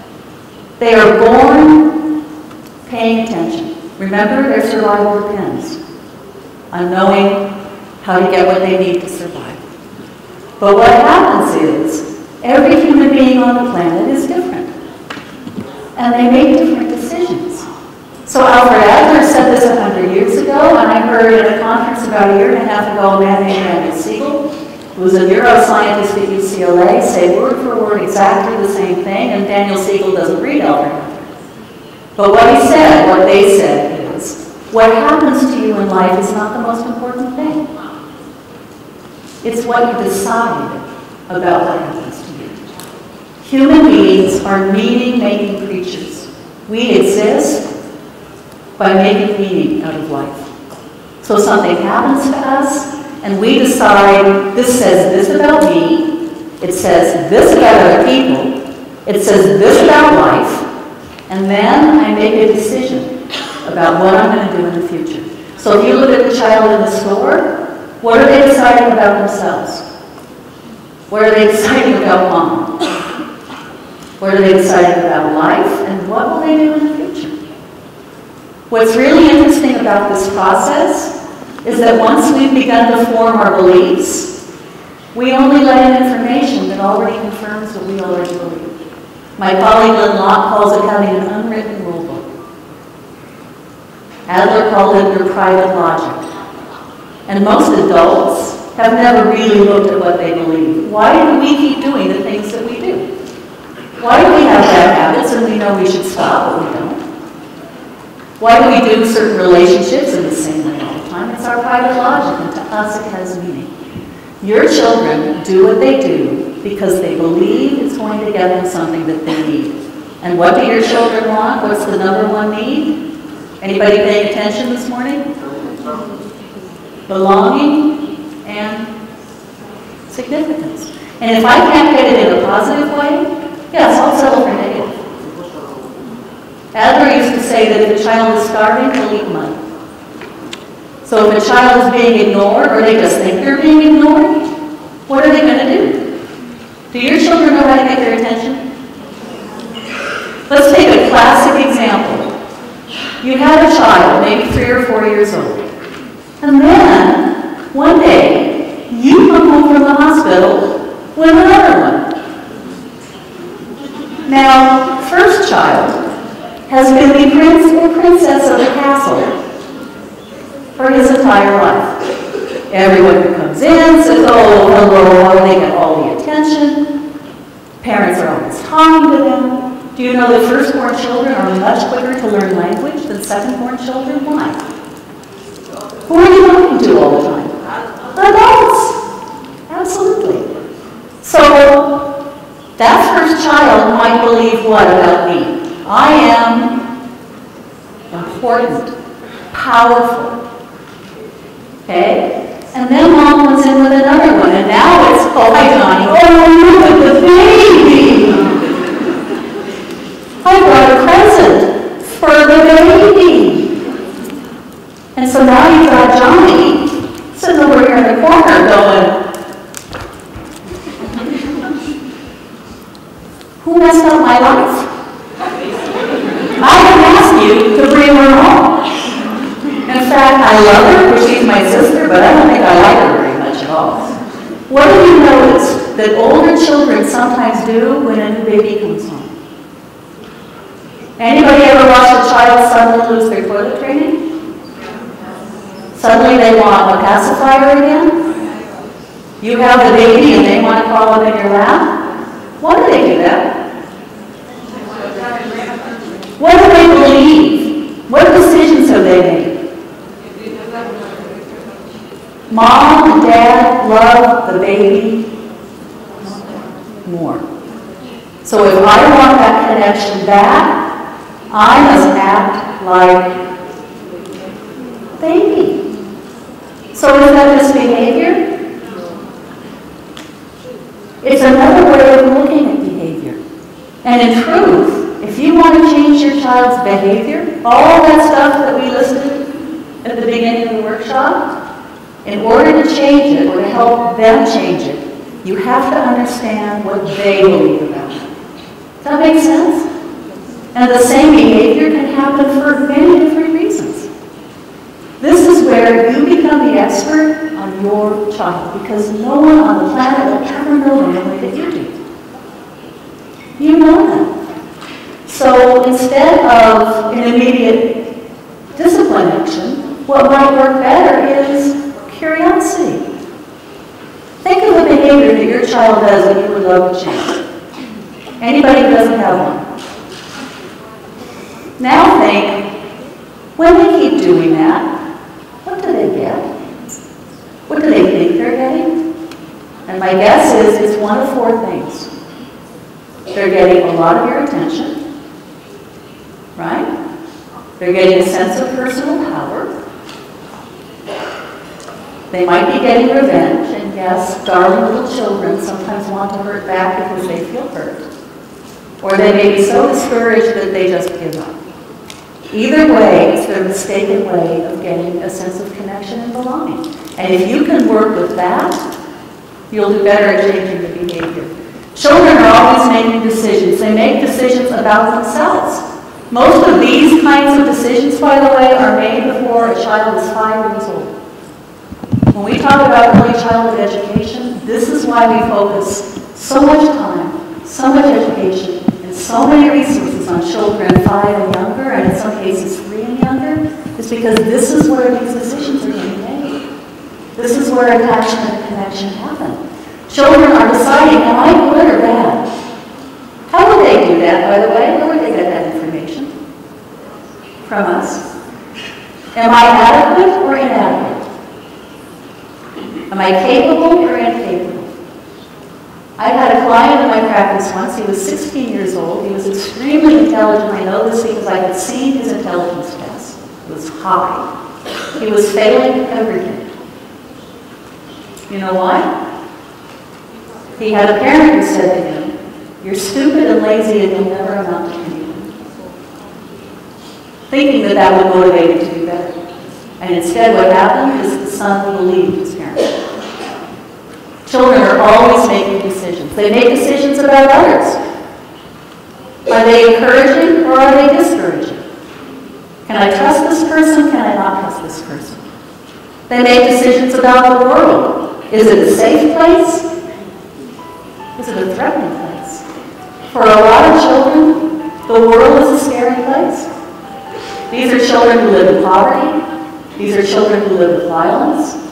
By the way, is that ever a child's fault? Do children create these environments? But it's all they have to learn from. So one of the things that comes with working with families is hopefully creating safer and more positive environments for all the children, where all of them get the ability not to live with neglect, but to have belonging and significance. And children make decisions about what they need to do. Can I thrive through encouragement or just merely survive, misbehave in discouragement? If you have a child who's older than about 5 or 6, their behavior is them acting out what they believe. How many of you have used the phrase acting out? My child is acting out. They are. They're acting out what they feel. They're acting out what they think. And most important, they're acting out what they decide. And finding a way to create a connection can be the easiest way to help solve the behavior.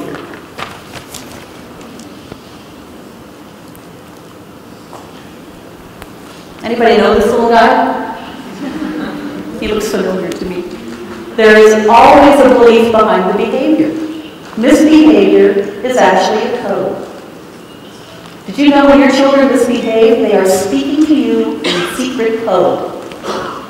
They're telling you what they need, they're telling you what they believe, and they're actually giving you clues about what you can do about it. So, here's the big question. What is discipline? What's the difference between discipline and punishment? Why does it matter?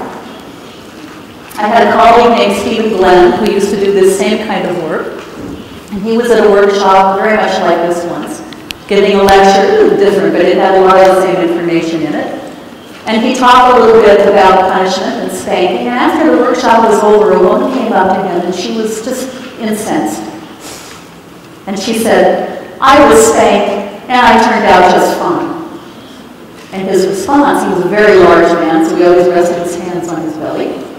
His response to her was, "I can see that you did, ma'am, but what if you were intended to be spectacular?"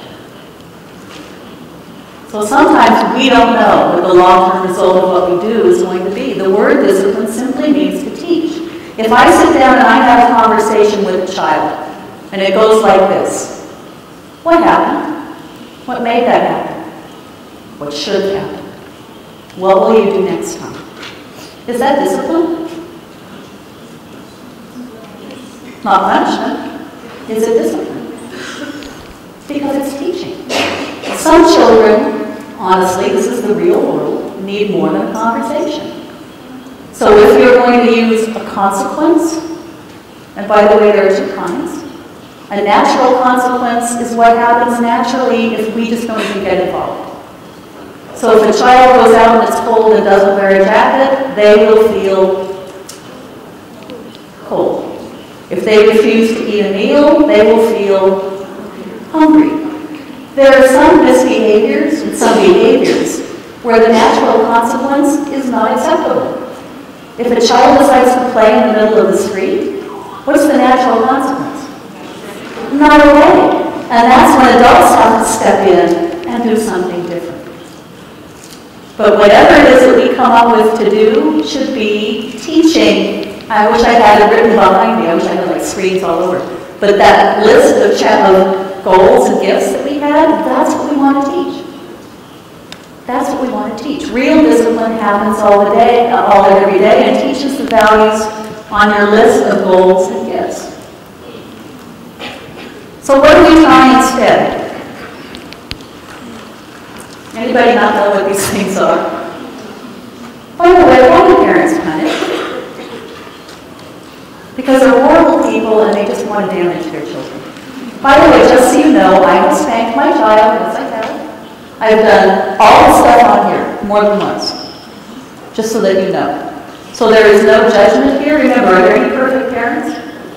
No. So we use punishment. Punishment, by the way, the definition of it is something that a more powerful person does to a less powerful person in order to force a change in behavior. So, do governments punish? Yes, they do.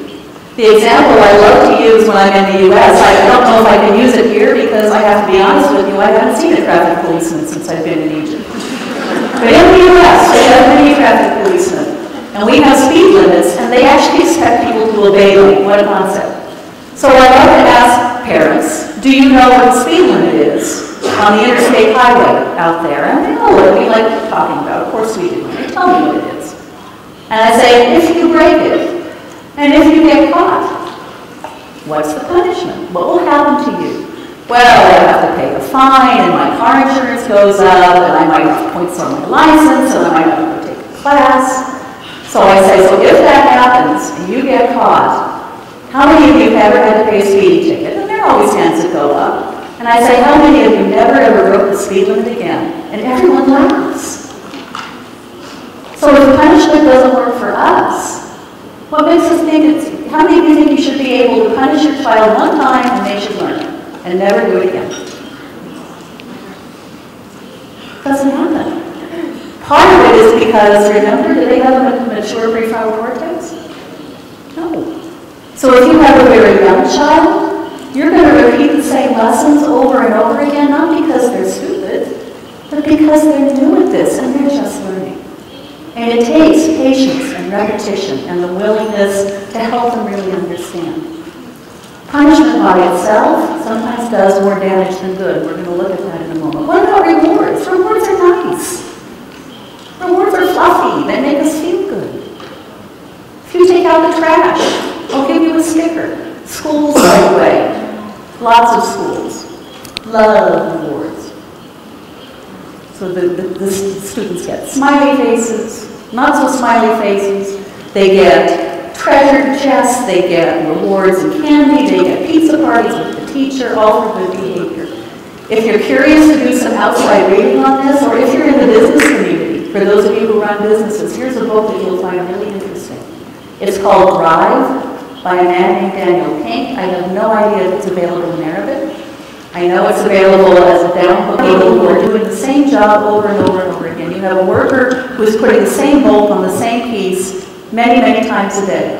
And if you pay him for every time that he does that, he will in fact do it more times. That's the only time it works.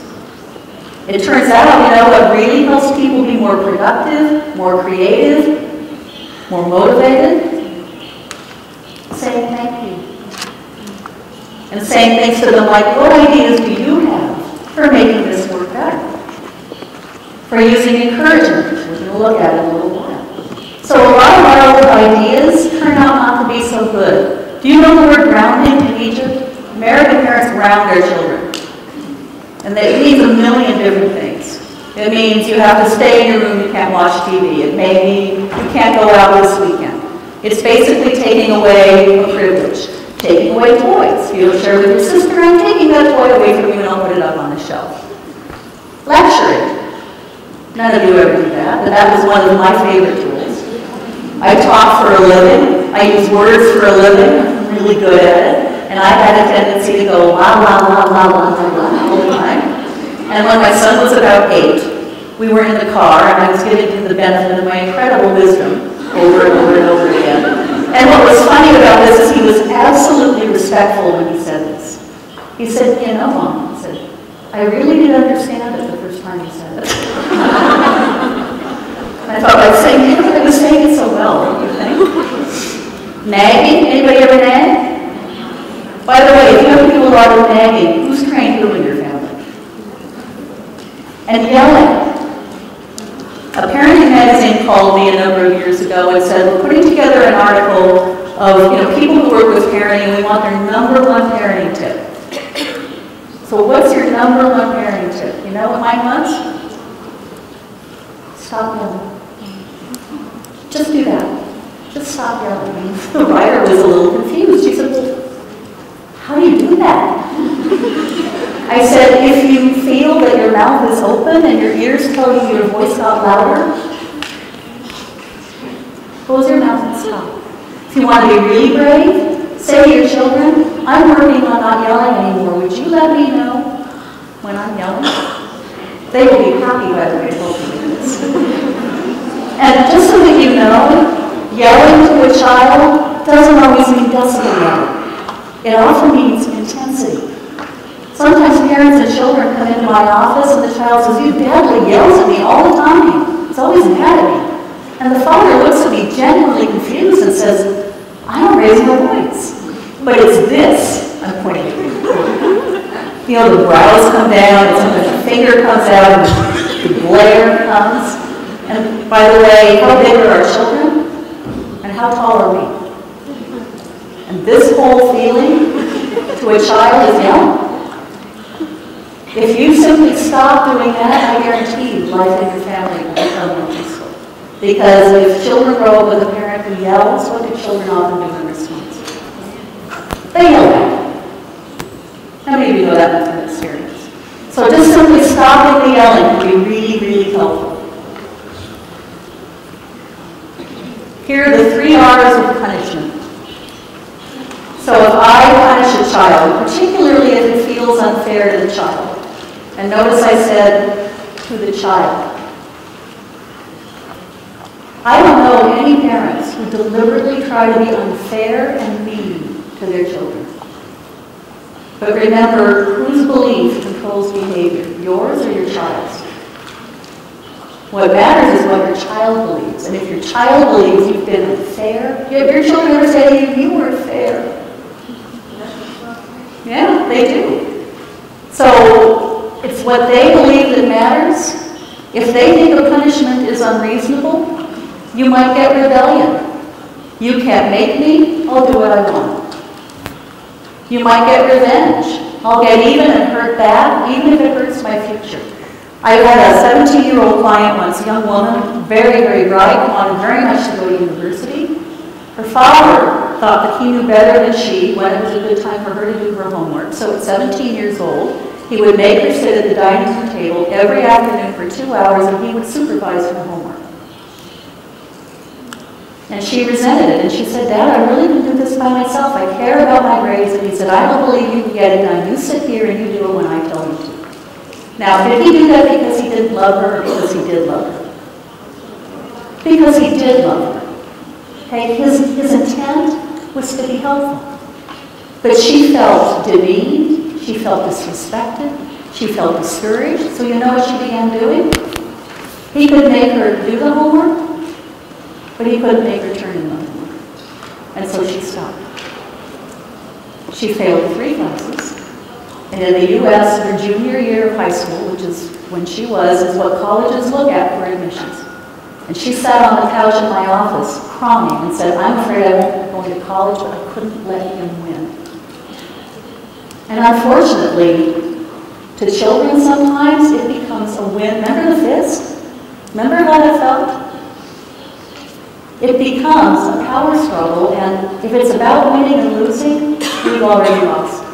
The goal is not to win over our children, but to win our children over. I'm going to say that again. It's not to win over our children, it's to win our children over. There are lots of ways to do that. A third result is retreat. Sometimes children will leave you. You punish them a lot. This is what my son did at the age of 3. I spanked him, and I found him on his bed, and you know what he was saying? I'm bad. I hate myself. I'm a bad person. Do you think that was on my list of things I wanted him to learn? No. No. So I had to find another way. Positive discipline is what I found, by the way. Or they get sneaky.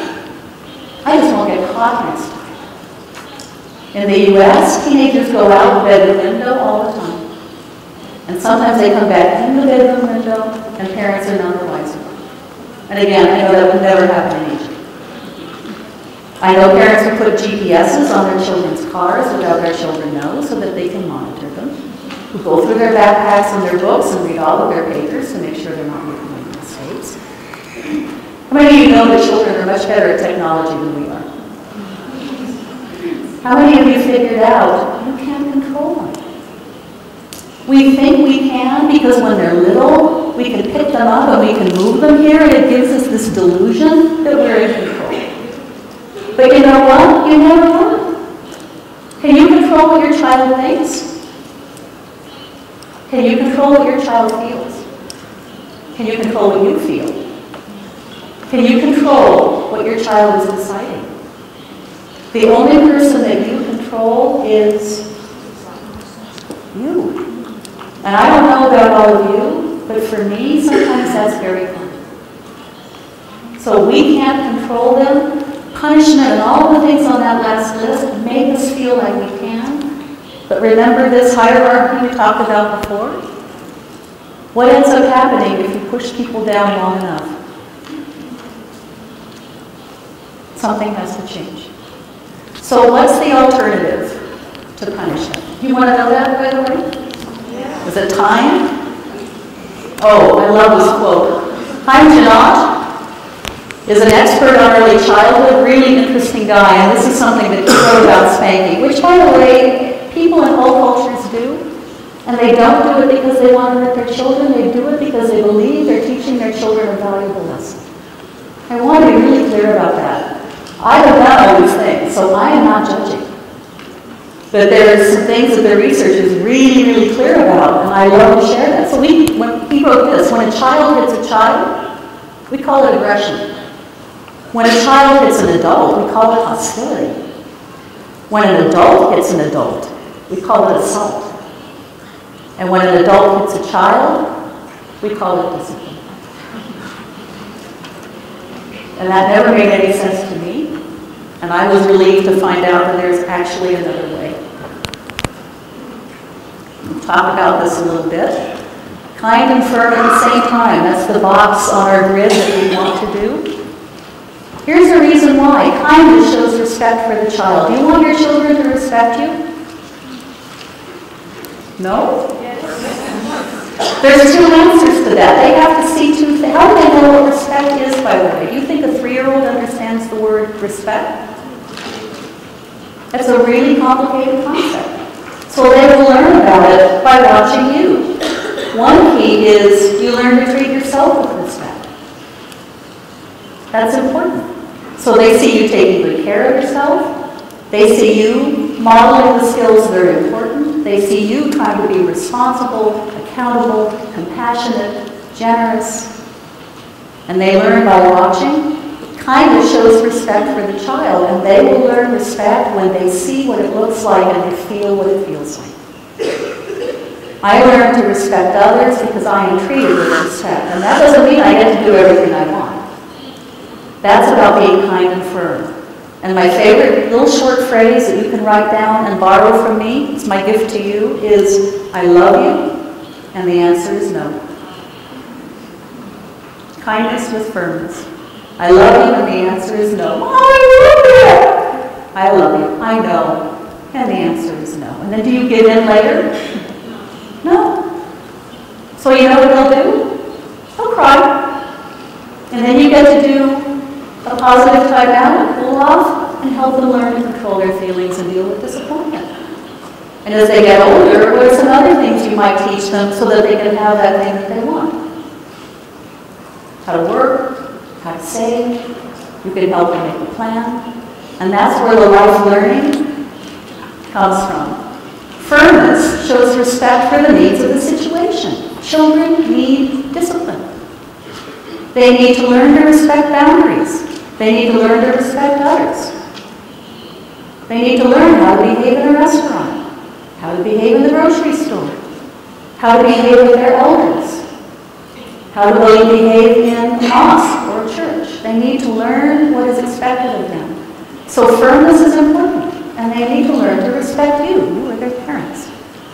But you notice meanness and harshness doesn't have to have anything to do with that. And they need these things put together. Doesn't this sound easy in here this afternoon, by the way? Really simple. Wait till you go home and try it. It's really difficult to look into a child's face and they really, really want something, and because you love them, you want so much to give into them, and to still say, I love you, and the answer is no. So here are 5 criteria for what we call positive discipline. 5 things to look at for positive discipline. Is it respectful?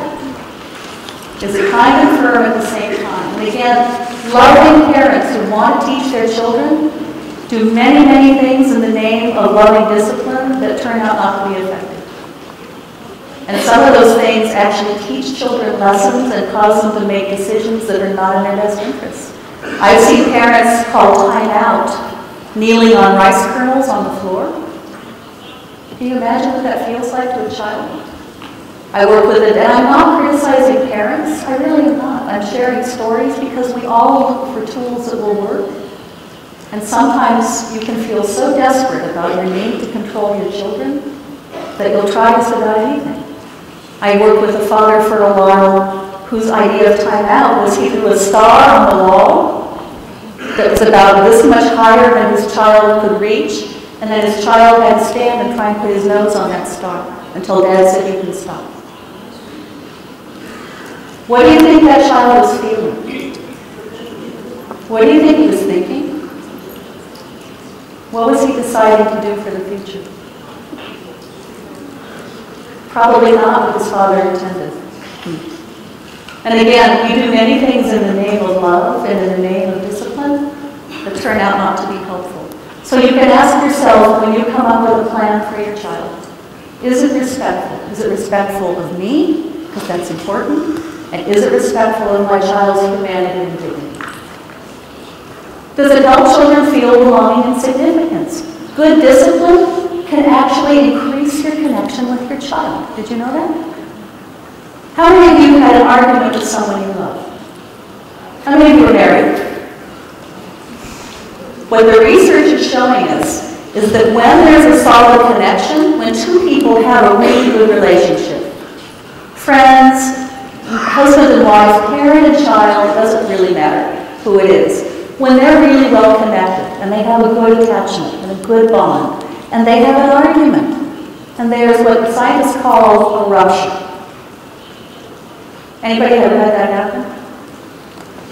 When you do the repair work well, when you sit down and talk it out, when you apologize if that's appropriate, when you come up with a solution together, when the relationship comes back together, it can actually be stronger than it was before it was ruptured. I didn't make that up and say it because I think it sounds pretty. That's what the scientists are telling us. We can actually learn from those breaks in our relationships if you're willing to do the repair work. How many of you have ever asked forgiveness of your child? How many of you are not so sure that's a great idea? When I make a mistake, whether it's with an adult or whether it's with a child, how am I going to teach that child that it's okay for them to say, I was wrong and I need to do better? If I can learn to do it myself. And for those of you who have apologized to a child, what do they always say? It's okay, Mom. Have you ever had a child say, they do it when they're teenagers, but when they're little, remember, they want connection with you. They are happy to restore that connection. And then we all get to learn.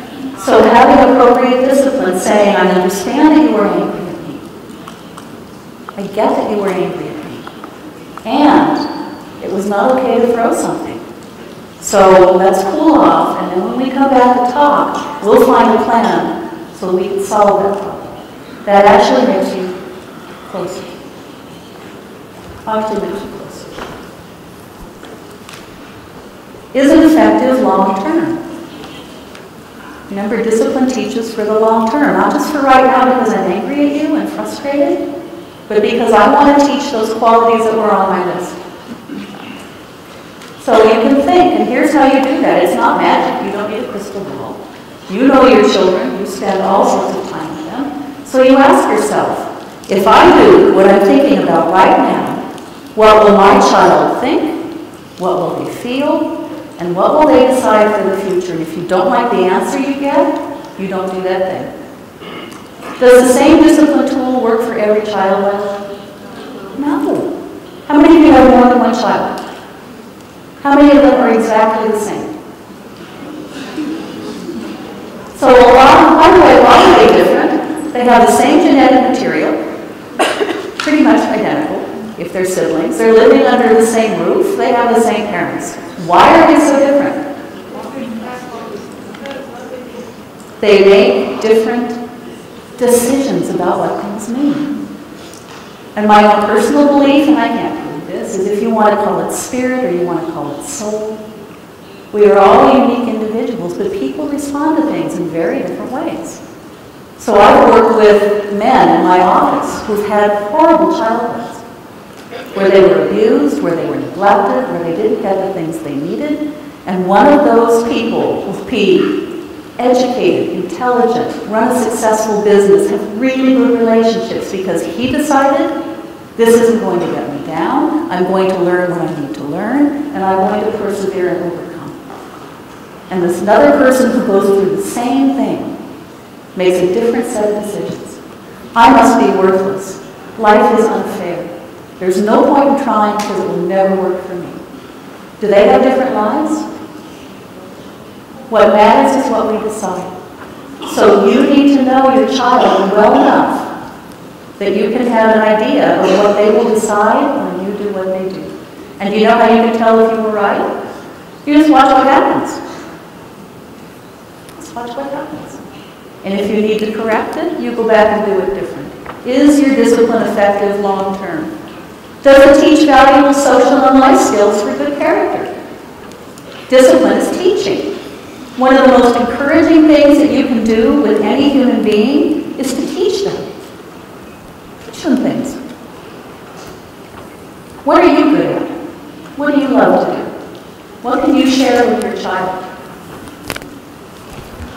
I had a good friend for a long time whose 2-year-old daughter could scramble eggs in the kitchen. Now, not all by herself. Mom was right there with her.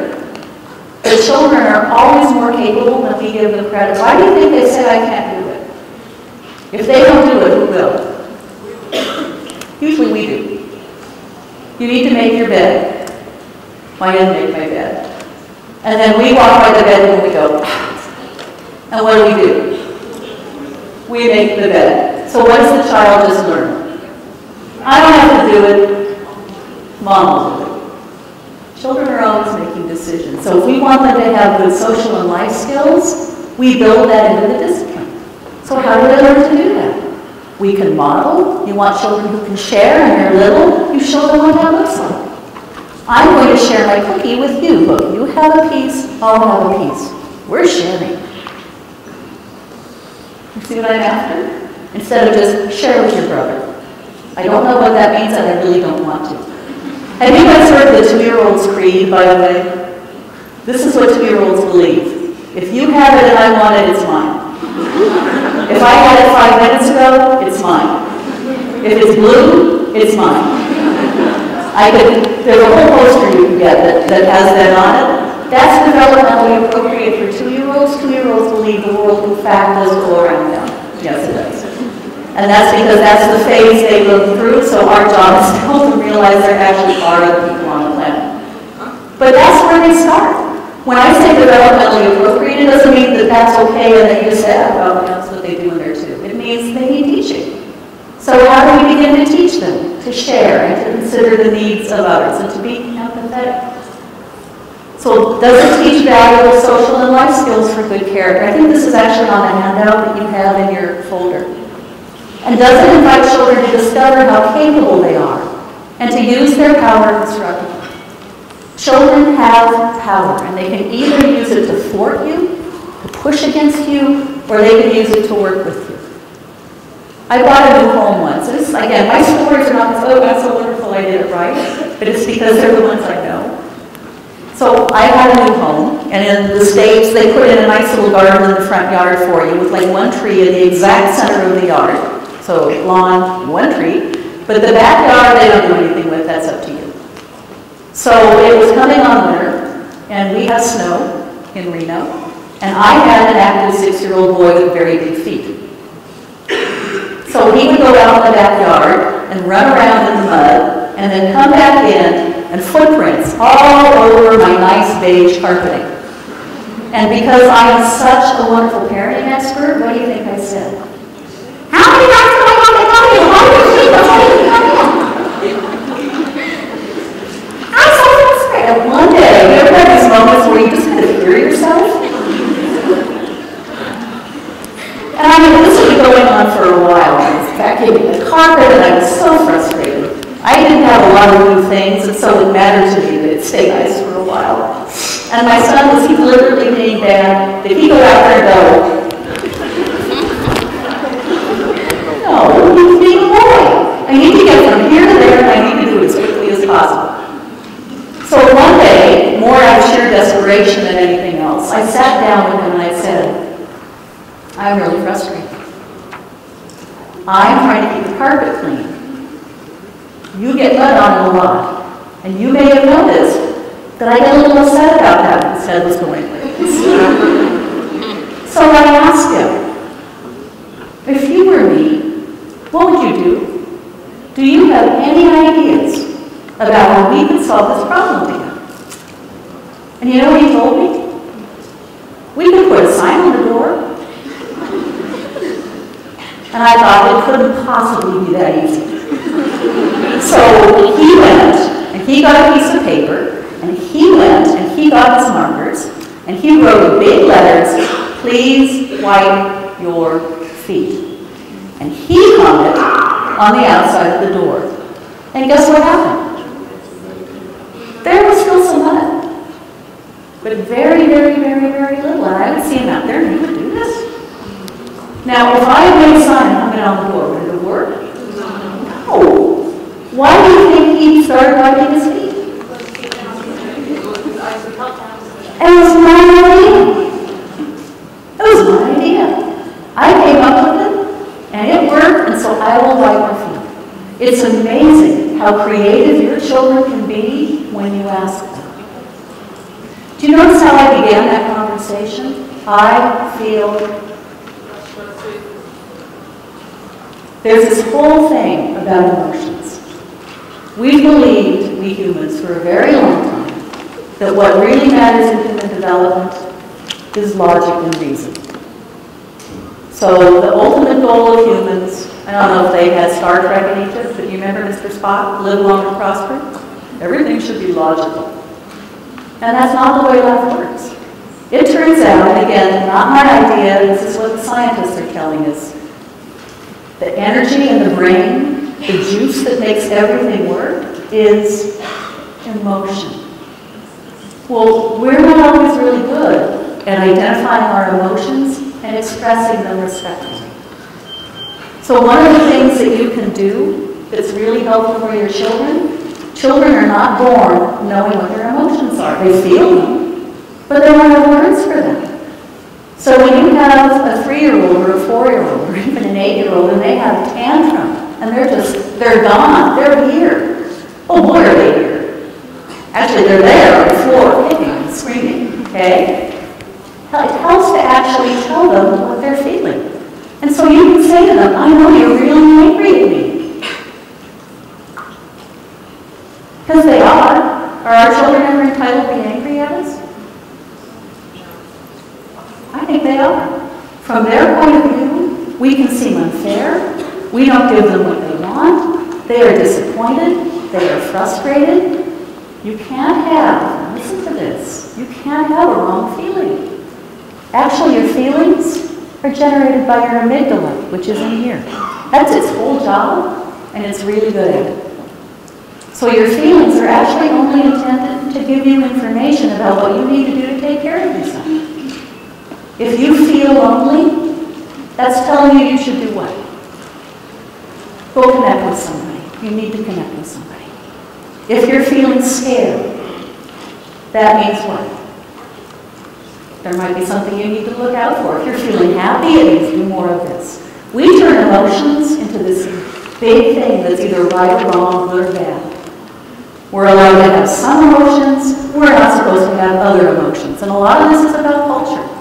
In Western culture, boys are told boys don't cry, boys are not scared. Well, guess what? Boys and men are scared.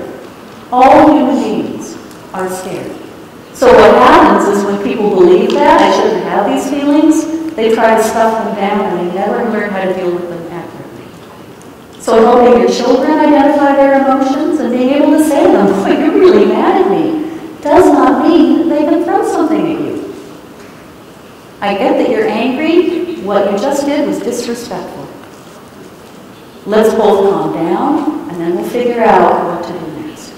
But giving them that information, and especially the research tells us for our boys, who are often told they shouldn't feel what they feel, because it's not manly. By the way, what's the big emotion that women are not supposed to have? Anger, at least in Western culture. Angry women are called a word that starts with a B, and I'm an nice lady, so I'm not going to say it. And so women learn to fight differently. Boys, you can see boys on the playground. They can like punch each other, roll around in the dirt, and then go, you want to come to my house, or you want me to come to your house? What happens if girls yell at fight? Ooh. So girls learn to use rumors and drama and to leave each other out of things. Come on, ladies, you know what I'm talking about. Everyone's sitting there going, not me. So helping people understand feelings and how to use them appropriately is a huge part of solving problems. And simply learning that language and using it with your children can be so good. It's a great introduction, and it really helps children learn to discover how capable they are and to use their power constructively.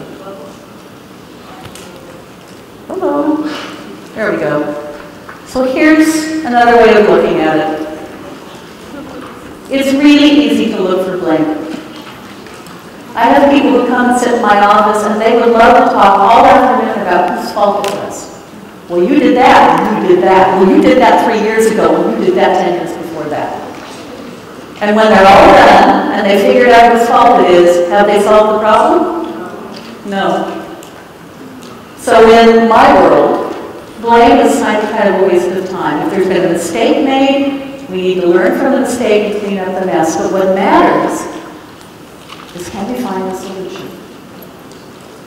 Do you know, by the way, when you've got a solution, the problem goes away. You don't have the problem anymore. Did you know that was even possible with your children? But it is. It takes time and practice and patience, but it is. So sometimes just moving out of looking for blame, whose fault is it, who did what to who, and beginning to say, how do we together build a connection, understand each other, understand our feelings, calm down when we need to, and then have tools and skills so that we can solve our problems together. How do you think that would change life in your family? No, nothing. Might be worth trying. So my clock tells me that it's time for shopping and lunch. Yay! And then I know that a gentleman from Google is going to give you some information about children in the electronic age. Hugely important subject, by the way. I normally talk about it, but we've got an expert here today, so he will take, or she will take care of that. And then I will be back. I have 1 more hour, and I will give you a list of tools and explain what they mean to you so that you walk out of here with some ideas that you can try. Thank you so much for your attention.